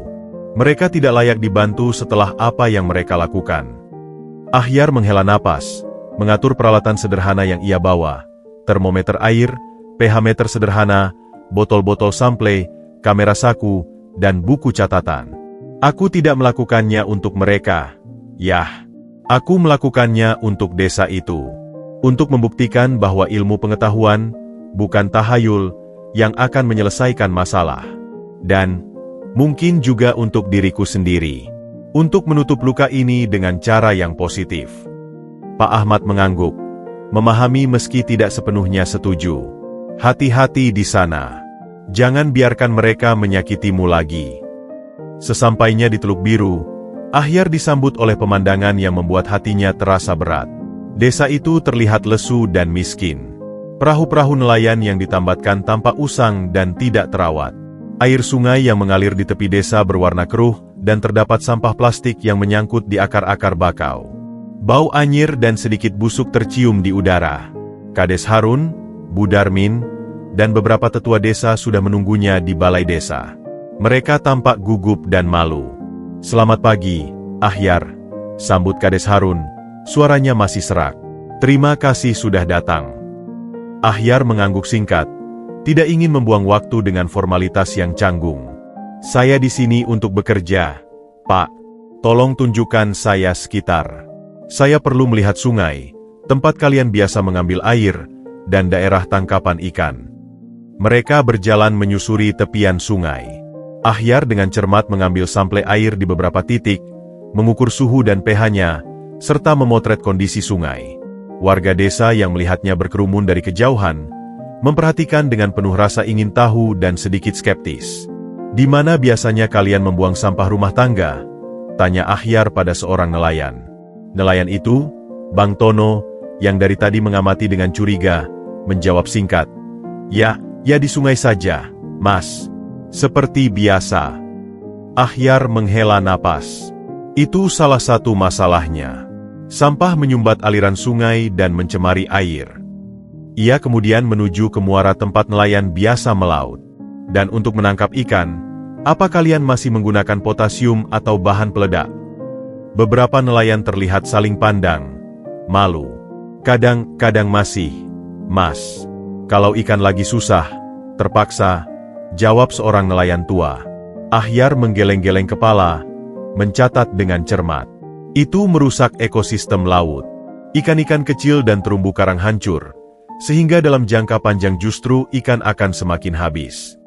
Sepanjang hari, Ahyar bekerja dengan tekun. Ia tidak banyak bicara, fokus pada pengumpulan data dan observasi. Ia berbicara dengan nelayan, mendengarkan keluhan mereka, dan melihat langsung kondisi sumur-sumur warga yang airnya mulai payau dan berwarna kecoklatan. Beberapa warga, terutama yang lebih tua, mulai menunjukkan sikap tidak percaya dan meremehkan. "Dia masih terlalu muda," bisik seorang nenek pada yang lain. Apa yang bisa dia tahu? Hanya berjalan-jalan dengan alatnya yang aneh.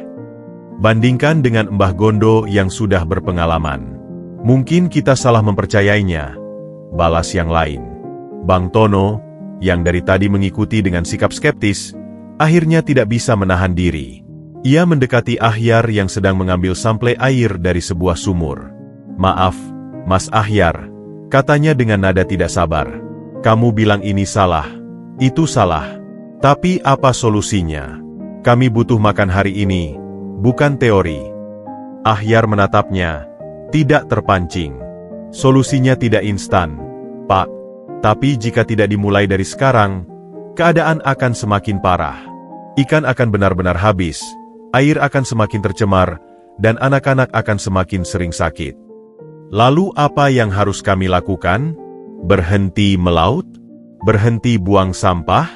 Itu tidak mungkin," sanggah Bang Tono, suaranya mulai tinggi. "Bukan berhenti, tapi mengubah cara," jawab Ahyar dengan tenang. "Kita bisa mulai dengan mengelola sampah, bukan membuangnya ke sungai. Dan untuk menangkap ikan, ada teknik yang lebih ramah lingkungan yang justru akan menjaga ikan agar tidak habis." Tapi Bang Tono hanya mendengus dan pergi, mengibaskan tangannya tanda tidak percaya. Menjelang sore, Ahyar sudah mengumpulkan banyak data. Ia duduk di sebuah bangku di tepi sungai, memandangi air yang keruh. Bu Darmin mendekatinya, membawakan segelas air teh. "Sudah lelah, Nak? Ini, Ibu buatkan teh," katanya dengan hati-hati. Ahyar menerimanya dengan anggukan singkat. "Terima kasih." Apakah parah?" tanya Bu Darmin, duduk di sampingnya. "Parah, tapi tidak bisa diperbaiki," jawab Ahyar. "Masalah utama adalah sedimentasi di muara sungai karena penggundulan hutan bakau di hulu, polusi sampah plastik dan limbah rumah tangga, serta praktik penangkapan ikan yang destruktif. Kombinasi itulah yang membuat ikan menghilang dan air tercemar." Bu Darmin mendengarkan, tidak sepenuhnya paham tetapi mengangguk-angguk. "Jadi, bukan kutukan?" Ahyar menatapnya, dan untuk pertama kalinya sejak kedatangannya, ia menunjukkan sedikit kelembutan. "Bukan, Bu. Bukan kutukan. Hanya masalah lingkungan yang bisa dipecahkan dengan ilmu pengetahuan dan kemauan untuk berubah." Kata-katanya terdengar oleh beberapa warga yang berkumpul. Beberapa masih ragu, tetapi yang lain mulai berpikir. Mungkin, hanya mungkin, pemuda ini tahu apa yang dia bicarakan.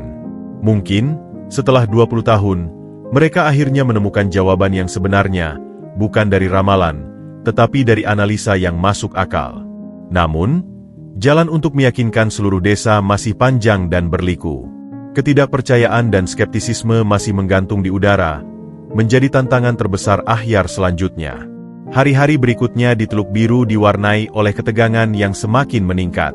Ahyar, dengan tekad yang bulat, mulai mempresentasikan temuan dan rencananya di balai desa. Dengan menggunakan papan tulis sederhana dan gambar-gambar yang ia buat sendiri, ia mencoba menjelaskan konsep-konsep ekologi yang kompleks dengan bahasa yang sederhana. "Jadi, yang pertama harus kita lakukan adalah membersihkan sampah dari sungai dan muara," jelas Ahyar, menunjuk diagram aliran sungai. "Lalu, kita buat sistem pengelolaan sampah sederhana. Sampah organik bisa kita jadikan kompos, sedangkan sampah non-organik kita kumpulkan untuk didaur ulang atau dijual." Dia kemudian menunjuk ke gambar berikutnya. "Untuk masalah sedimentasi, kita perlu menanam kembali bakau di sepanjang tepian sungai. Akar bakau akan menahan tanah dan menyaring air.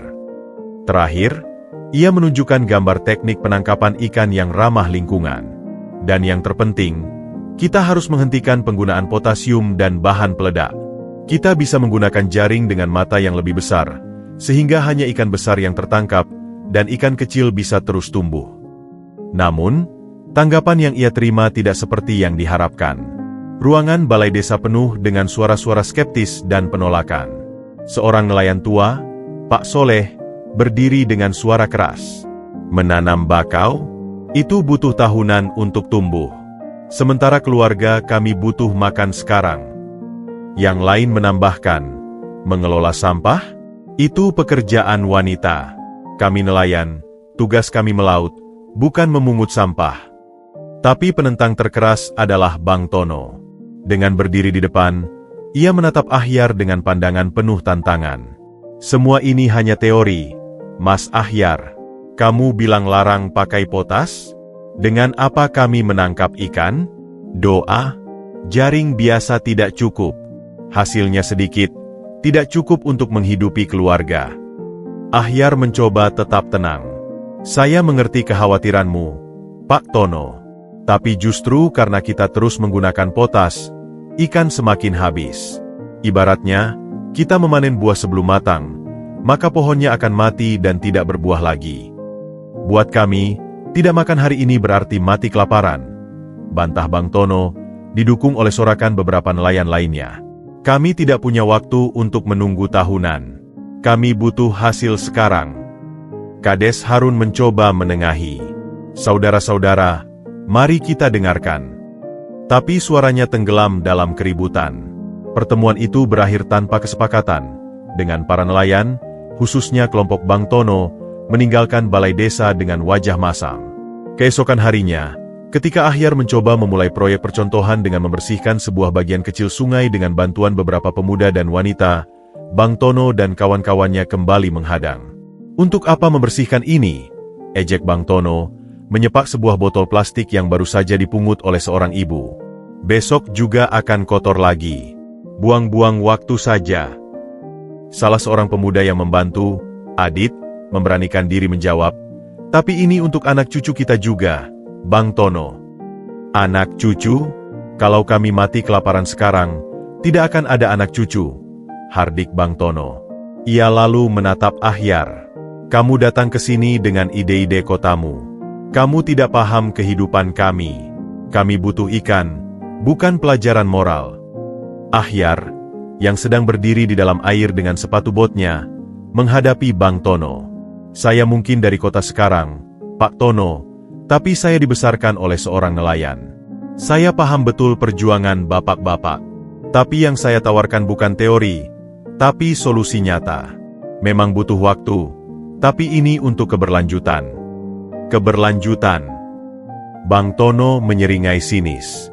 Buat kami, yang namanya keberlanjutan adalah bisa membawa nasi untuk keluarga setiap hari. Bukan mimpi-mimpi tentang masa depan yang belum tentu. Pertentangan itu terus berlanjut selama berhari-hari. Setiap langkah Ahyar dihadang oleh keraguan dan penolakan, terutama dari para nelayan tua yang sudah terbiasa dengan cara-cara lama. Mereka yang awalnya tertarik mulai ragu kembali, takut pada konflik dan tekanan sosial dari kelompok yang menentang. Suatu sore, Ahyar duduk sendirian di tepi sungai, merasa lelah secara mental dan fisik. Ia memandangi air yang keruh. Pertanyaan mulai mengusik pikirannya. Apakah usahanya sia-sia? Apa mungkin ia memang tidak memahami realitas kehidupan mereka? Bu Darmin mendekatinya, membawakan makanan. Jangan patah semangat, Nak. Mereka hanya butuh waktu. Atau mungkin Bang Tono benar, Bu, gumam Ahyar. Mungkin saya memang tidak mengerti. Ilmu saya tidak ada artinya jika tidak bisa menjawab kebutuhan mereka yang paling dasar, makan hari ini. Jangan berkata seperti itu, sahut Bu Darmin. Ibu percaya padamu. Ibu melihat caramu bekerja, sungguh-sungguh. Dan ibu yakin, yang kamu katakan itu benar. Hanya saja, mengubah cara berpikir yang sudah puluhan tahun memang tidak mudah. Tapi kata-kata Bu Darmin tidak cukup untuk mengusir keraguan yang mulai membayangi Ahyar. Penolakan dan ketidakpercayaan yang ia hadapi bukan hanya soal ide, tetapi serangan personal terhadap kapasitas dan motivasinya. Ia mulai memahami bahwa tantangan terberatnya bukanlah membersihkan sungai atau menanam bakau, tetapi membersihkan pikiran warga dari belenggu tradisi dan ketakutan akan perubahan. Sebuah pertempuran yang jauh lebih rumit daripada yang pernah ia bayangkan. Ketegangan di Teluk Biru mencapai puncaknya. Langit yang semula cerah tiba-tiba berubah kelabu. Mendung pekat menyelimuti desa dengan cepat. Angin mulai berhembus kencang, menerbabkan debu dan daun-daun kering. Nelayan-nelayan yang masih melaut bergegas kembali ke darat, membaca tanda-tanda alam yang tidak baik. Badai datang, teriak seseorang. Dan seketika desa menjadi riuh rendah oleh aktivitas warga yang mengamankan perahu dan barang-barang di luar rumah. Ahyar, yang sedang memeriksa area penanaman bakau percontohan, melihat ke arah laut.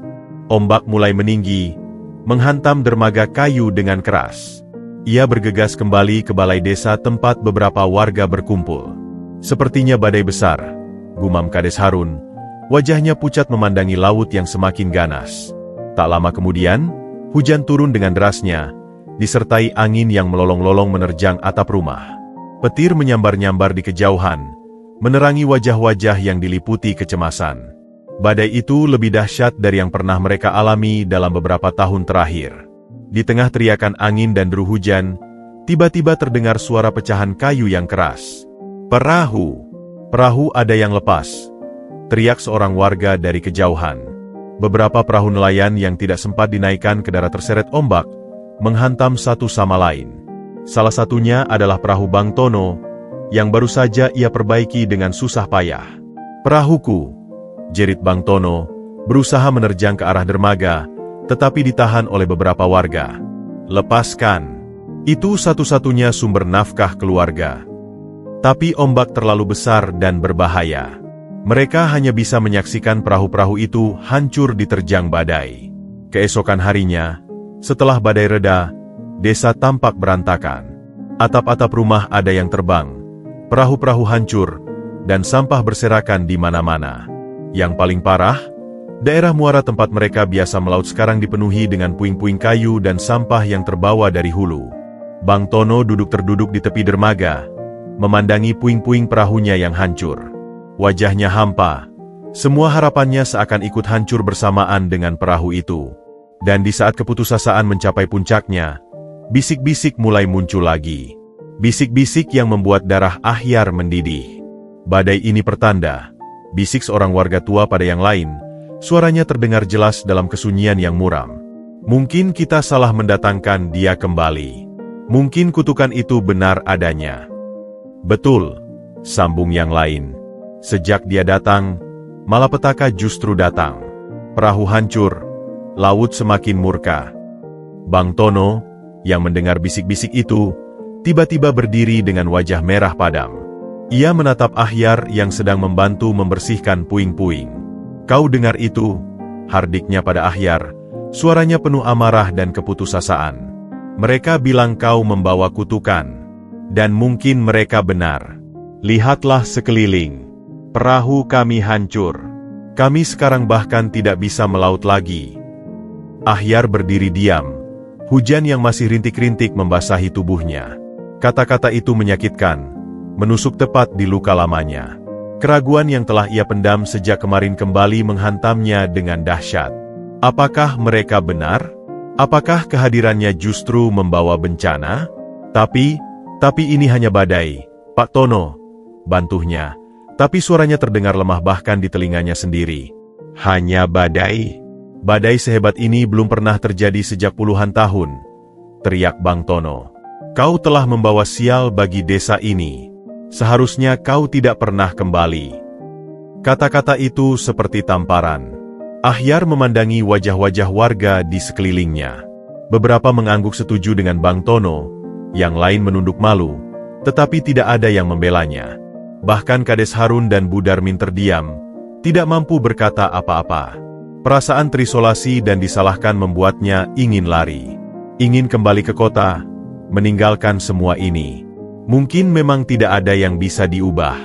Dalam keputusasaan itu, tiba-tiba sebuah mobil pick-up tua berhenti di depan balai desa. Pak Ahmad turun dari mobil. Wajahnya penuh kekhawatiran. Ia telah mendengar tentang badai dan segera menyusul ke Teluk Biru. Melihat Ahyar yang berdiri sendirian, dikelilingi oleh tatapan penuh akusation, Pak Ahmad langsung memahami situasinya. Dengan langkah tegas, ia menghampiri Ahyar dan memeluknya erat. "Tenang, Nak. Bapak di sini," bisiknya. Ia lalu menatap para warga, terutama Bang Tono. "Kalian menyalahkan anak ini untuk badai? Kalian masih percaya pada tahayul itu? Bukankah kalian yang memohon-mohon dia datang untuk membantu?" Warga terdiam, malu. Pak Ahmad kemudian memandang Ahyar. "Jangan menyerah, Nak. Kebenaran kadang butuh waktu untuk diterima. Ingat, kamu tidak melakukan kesalahan. Kamu di sini untuk membantu, dan badai ini adalah ujian, baik untukmu maupun untuk mereka." Ia menunjuk ke arah muara yang penuh puing. Lihatlah. Badai ini mungkin justru membuka mata mereka. Sekarang mereka melihat sendiri betapa rapuhnya kehidupan mereka tanpa perlindungan alam yang baik. Kata-kata Pak Ahmad seperti menyiram air dingin di tengah kepanikan. Ahyar menarik napas dalam-dalam, mencari kekuatan dari dalam dirinya. Ia ingat perjuangannya, ingat semua yang telah ia pelajari, ingat janjinya pada diri sendiri untuk membuktikan bahwa ilmu dan akal sehat akan mengalahkan ketakutan. Dia memandangi Bang Tono, yang sekarang terdiam, masih diliputi kemarahan dan kesedihan. Pak Tono, kata Ahyar, suaranya kini lebih tegas.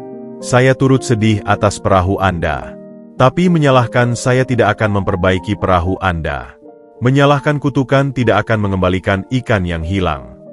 Ia berjalan mendekati puing-puing perahu, lalu menunjuk ke arah muara. Badai ini memang bencana. Tapi ini juga membuka mata kita. Lihatlah, semua sampah yang selama ini kita buang ke sungai, sekarang kembali kepada kita. Lihatlah, tanpa bakau yang kuat, ombak langsung menghantam perahu kita tanpa perlindungan. Warga mulai memperhatikan, mendengarkan. Ini bukan kutukan, Pak Tono. Ini konsekuensi. Dan sekarang, kita punya dua pilihan. Terus menyalahkan orang lain dan tahayul, atau bangkit dan membangun kembali dengan cara yang lebih baik. Ahyar menatap mereka semua. Matanya berbinar dengan keyakinan yang kembali pulih. Saya memilih untuk bangkit. Saya akan membantu memperbaiki perahu Pak Tono, dan siapapun yang perahunya rusak. Tapi dengan syarat, kita juga mulai memperbaiki lingkungan kita. Bersama-sama. Ujian keyakinan itu telah berlalu. Dan dari puing-puing kehancuran badai, sebuah tekad baru lahir. Tekad untuk tidak menyerah pada takdir, tetapi untuk menciptakan masa depan yang lebih baik dengan tangan dan ilmu pengetahuan. Pagi setelah badai, suasana di Teluk Biru masih muram, namun kini diwarnai dengan semangat baru yang dibawa oleh keteguhan Ahyar dan dukungan Pak Ahmad. Matahari pagi menyinari puing-puing yang bertebaran, menyoroti kehancuran namun juga membawa harapan akan sebuah awal baru. Ahyar bangun lebih awal, tekadnya telah kembali membara. Ia berjalan menyusuri tepian sungai yang masih berantakan, matanya yang tajam kini tidak hanya melihat sampah dan kerusakan, tetapi mencari peluang di balik bencana. Pak Ahmad mendampinginya, memberikan dukungan diam-diam dengan kehadirannya. Lihat, yah, kata Ahyar tiba-tiba, berhenti di sebuah titik di mana badai telah mengikis tepian sungai cukup dalam. Lihat akar-akar ini. Pak Ahmad mendekat. Di tempat yang terkikis itu, terlihat jelas akar-akar tanaman bakau yang masih bertahan, mencengkeram tanah dengan kuat, membentuk jaringan pelindung alami. Akar bakau ini masih hidup dan kuat, jelas Ahyar dengan semangat. Meski badai menghancurkan banyak, akar-akar ini bertahan. Ini bukti nyata bahwa bakau adalah pelindung alami kita. Ia segera mengambil kamera dan mendokumentasikan temuan ini. Ini adalah bukti visual yang ia butuhkan untuk meyakinkan warga. Tak lama kemudian, para warga mulai berkumpul lagi. Wajah warga masih diliputi keputusasaan. Bang Tono juga datang, masih dengan wajah masam, tetapi kini lebih banyak diam. Selamat pagi, sapa Ahyar, suaranya lebih percaya diri dari kemarin. Saya tahu kita semua sedih dengan kerusakan ini. Tapi mari kita lihat bersama-sama. Ia mengajak mereka ke tempat di mana ia menemukan akar bakau yang bertahan.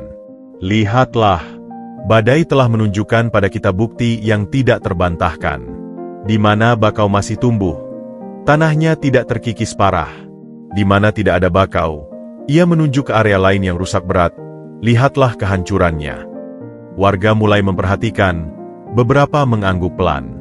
Mereka melihat dengan mata kepala sendiri bukti yang selama ini hanya mereka dengar sebagai teori.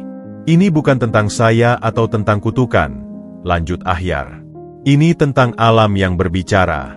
Dan sekarang, kita punya kesempatan untuk membangun kembali dengan lebih baik.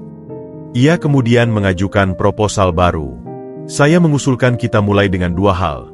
Pertama, membersihkan sungai dan muara dari sampah dan puing-puing badai. Kedua, memulai program penanaman bakau secara besar-besaran. Beberapa warga masih terlihat ragu. Tapi menanam bakau butuh waktu tahunan, Ahyar. Sementara kami butuh makan sekarang, protes seorang nelayan. Kita tidak akan menunggu dengan tangan kosong, jawab Ahyar cepat. Sambil menunggu bakau tumbuh, kita bisa mengembangkan sumber pendapatan lain. Membuat kerajinan dari sampah plastik yang kita kumpulkan, atau budidaya ikan dalam keramba jaring apung yang lebih aman. Ia menunjuk ke tumpukan sampah plastik. Sampah ini bisa menjadi sumber penghasilan jika kita kelola dengan benar. Beberapa ngo di kota mau membeli sampah plastik yang sudah dipilah. Kali ini, tanggapannya berbeda. Beberapa pemuda desa, termasuk Adit yang kemarin membela Ahyar, mulai tertarik. Aku mau membantu, Mas Ahyar, seru Adit. Daripada mengeluh, lebih baik kita berbuat sesuatu. Bang Tono, yang dari tadi diam, akhirnya berbicara. Dan perahu kami, yang hancur. Ahyar menatapnya. Kita akan perbaiki bersama-sama, Pak Tono. Saya janji. Tapi mari kita perbaiki dengan cara yang lebih baik. Perahu yang lebih kuat, dan teknik melaut yang tidak merusak. Sebuah kompromi mulai terbentuk. Ahyar tidak lagi hanya berbicara tentang larangan dan teori, tetapi menawarkan solusi praktis dan bertahap. Hari itu, untuk pertama kalinya, sebuah kerja bakti besar-besaran terjadi. Dipimpin oleh Ahyar dan didukung oleh Pak Ahmad serta Kades Harun, warga mulai membersihkan sungai. Mereka memunguti sampah, mengumpulkan puing-puing kayu, dan memilahnya. Ahyar turun langsung ke sungai, tidak jarang sampai tenggelam dalam lumpur, menunjukkan bahwa ia tidak hanya memberi perintah tetapi juga terjun langsung. Lihat, sampah-sampah ini jika kita kumpulkan dan pilah, bisa kita jual, katanya sambil menunjukkan cara memilah sampah. Para ibu-ibu mulai tertarik dengan ide kerajinan dari sampah. Beberapa pemuda mulai antusias dengan ide budidaya ikan. Bang Tono, meski masih sedikit enggan, akhirnya mengambil sapu dan mulai membantu membersihkan area sekitar perahunya yang hancur. Untuk perahu ini, kau janji akan bantu memperbaiki, tanyanya pada Ahyar. Saya janji, Pak Tono. Besok saya akan hubungi teman-teman kampus yang mungkin punya alat dan materi untuk membantu, jawab Ahyar dengan tulus. Terobosan telah terjadi. Bukan melalui debat atau argumentasi, tetapi melalui bukti nyata yang ditunjukkan oleh alam sendiri, dan melalui kesediaan Ahyar untuk memahami kebutuhan mendesak warga sambil tidak meninggalkan prinsip-prinsip keberlanjutan. Sebuah kolaborasi yang tidak mudah mulai terbentuk, dibangun di atas puing-puing kehancuran badai, namun penuh dengan harapan untuk membangun masa depan yang lebih baik dan lebih tangguh untuk Teluk Biru. Matahari terbit menyinari Teluk Biru dengan cahaya keemasan, seakan memberkati perubahan yang sedang terjadi. Beberapa bulan telah berlalu sejak badai besar dan dimulainya inisiatif pemulihan. Suasana desa yang dulu muram dan penuh keputusasaan, kini berganti dengan semangat gotong royong yang hampir terlupakan. Program rehabilitasi yang dipimpin Ahyar berjalan dengan progres yang menggembirakan. Bibit-bibit bakau yang ditanam di sepanjang tepian sungai mulai menunjukkan tanda-tanda pertumbuhan, tunas-tunas hijau muda yang menjanjikan perlindungan di masa depan. Perangkap sampah sederhana yang dipasang di titik-titik strategis di sungai berhasil mengurangi drastis sampah yang mengalir ke laut. Suatu pagi, sebuah teriakan gembira memecah kesunyian. Lihat, lihatlah ini, seru Adit, salah seorang pemuda yang paling aktif membantu Ahyar. Dia berlari dari arah muara, wajahnya berseri-seri. Beberapa warga yang sedang memilah sampah atau merawat bibit bakau mendekatinya penuh rasa ingin tahu. Apa yang terjadi, Dik? Tanya Bu Darmin yang sedang mengawasi kelompok ibu-ibu membuat kerajinan dari sampah plastik. Ikan. Banyak ikan kecil berenang di sekitar tanaman bakau muda kita, lapor Adit dengan napas terengah-engah. Sepertinya mereka mulai kembali. Kabar itu menyebar seperti wildfire. Warga berduyun-duyun menuju ke muara, dan benar saja, kawanan ikan-ikan kecil terlihat berenang di antara akar-akar bakau yang mulai tumbuh, mencari perlindungan dan makanan. Bang Tono, yang sedang memperbaiki perahunya dengan bantuan beberapa pemuda termasuk Ahyar, menghentikan pekerjaannya dan mendekati tepian. Matanya yang biasanya sinis kini melebar tak percaya. Dia benar, gumamnya, suaranya bergetar. Ikan mereka kembali. Ahyar mendekati Bang Tono, senyum kecil mengembang di wajahnya. Mereka tidak pernah pergi selamanya, Pak Tono. Mereka hanya menunggu lingkungan yang layak untuk kembali. Bang Tono memandangi Ahyar, lalu melihat ke arah perahu yang hampir selesai diperbaiki. Wajahnya yang keras mulai melunak. "Perahu saya hampir selesai," katanya, lebih kepada dirinya sendiri. "Dan sekarang ikan mulai kembali." Ia pos, seolah berjuang dengan dirinya sendiri sebelum akhirnya menatap Ahyar. Mungkin kau benar. Mungkin kita memang harus mengubah cara." Itulah pengakuan yang tidak pernah diduga akan keluar dari mulut Bang Tono. Seorang nelayan tua yang paling keras menentang perubahan. Keesokan harinya, terjadi kejadian yang lebih mengejutkan. Bang Tono datang ke balai desa dengan membawa jaring ikannya yang lama.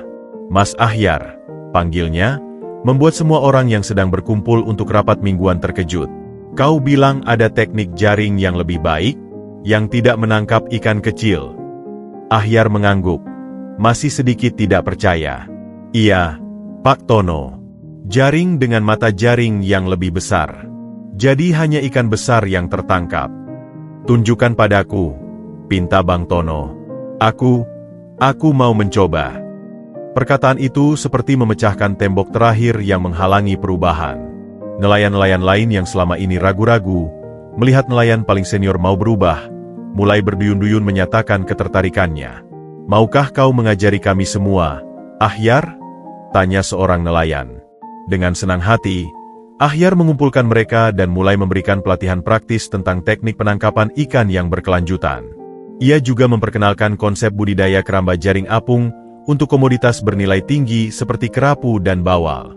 Beberapa minggu kemudian, hasilnya mulai terlihat. Hasil tangkapan nelayan yang menggunakan teknik baru memang tidak melimpah secara instan, tetapi lebih konsisten dan berkualitas lebih baik. Ikan-ikan yang ditangkap lebih besar dan bernilai jual. "Lihat, Ton, ikan kerapu besar," seru seorang nelayan pada Bang Tono suatu sore, menunjukkan hasil tangkapannya. Hasil dari keramba jaring apung juga mulai bisa dipanen, tambah yang lain. Mereka mulai menyadari bahwa pendapatan mereka justru lebih stabil dengan cara baru ini, tidak lagi bergantung pada musim atau keberuntungan. Sementara itu, program daur ulang sampah yang dijalankan para ibu juga mulai menunjukkan hasil. Sampah plastik yang terkumpul dijual ke pengepul, memberikan pemasukan tambahan bagi keluarga.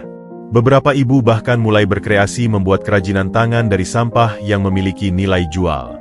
Anak-anak desa yang dulu sering sakit karena air tercemar, kini mulai sehat kembali berkat sumber air bersih yang sudah membaik dan lingkungan yang lebih higienis. Pada suatu sore yang cerah, Ahyar dan Pak Ahmad duduk di tepian sungai yang sudah jauh lebih bersih. Mereka memandangi pemandangan nelayan yang sedang melaut dengan perahu-perahu yang telah diperbaiki, mendengar tawa anak-anak yang bermain dengan aman, dan melihat ibu-ibu yang asyik berkreasi dengan kerajinan mereka. "Kau telah mengubah segalanya, Nak," kata Pak Ahmad, suaranya penuh kebanggaan. "Dengan kesabaran dan ilmu pengetahuan." "Bukan saya, Yah. Mereka yang mau berubah," jawab Ahyar rendah hati. "Saya hanya memberikan alat dan pengetahuan. Merekalah yang menjalankannya." Di kejauhan, mereka melihat Kades Harun dan Bu Darmin sedang berjalan menyusuri tepian sungai. Bu Darmin tersenyum pada Ahyar, sebuah senyum yang penuh dengan rasa syukur dan perdamaian. Teluk Biru mungkin belum sepenuhnya pulih, tetapi harapan telah kembali tumbuh subur, seperti bibit-bibit bakau yang mulai menghijau. Mereka telah belajar bahwa masa depan tidak ditentukan oleh ramalan atau kutukan, tetapi oleh pilihan untuk berubah, berkolaborasi, dan menghormati alam. Ahyar, sang bayi yang dulu dibuang, telah kembali bukan sebagai pembalas dendam, tetapi sebagai pembawa pembaharuan. Dan dalam prosesnya, ia tidak hanya menyelamatkan sebuah desa, tetapi juga menemukan perdamaian dengan masa lalunya sendiri, serta membuktikan bahwa ilmu pengetahuan dan kasih sayang mampu mengubah takdir yang paling kelam sekalipun. Sebuah akhir yang manis untuk sebuah awal yang pahit, dan sebuah awal yang penuh harapan untuk masa depan yang lebih cerah.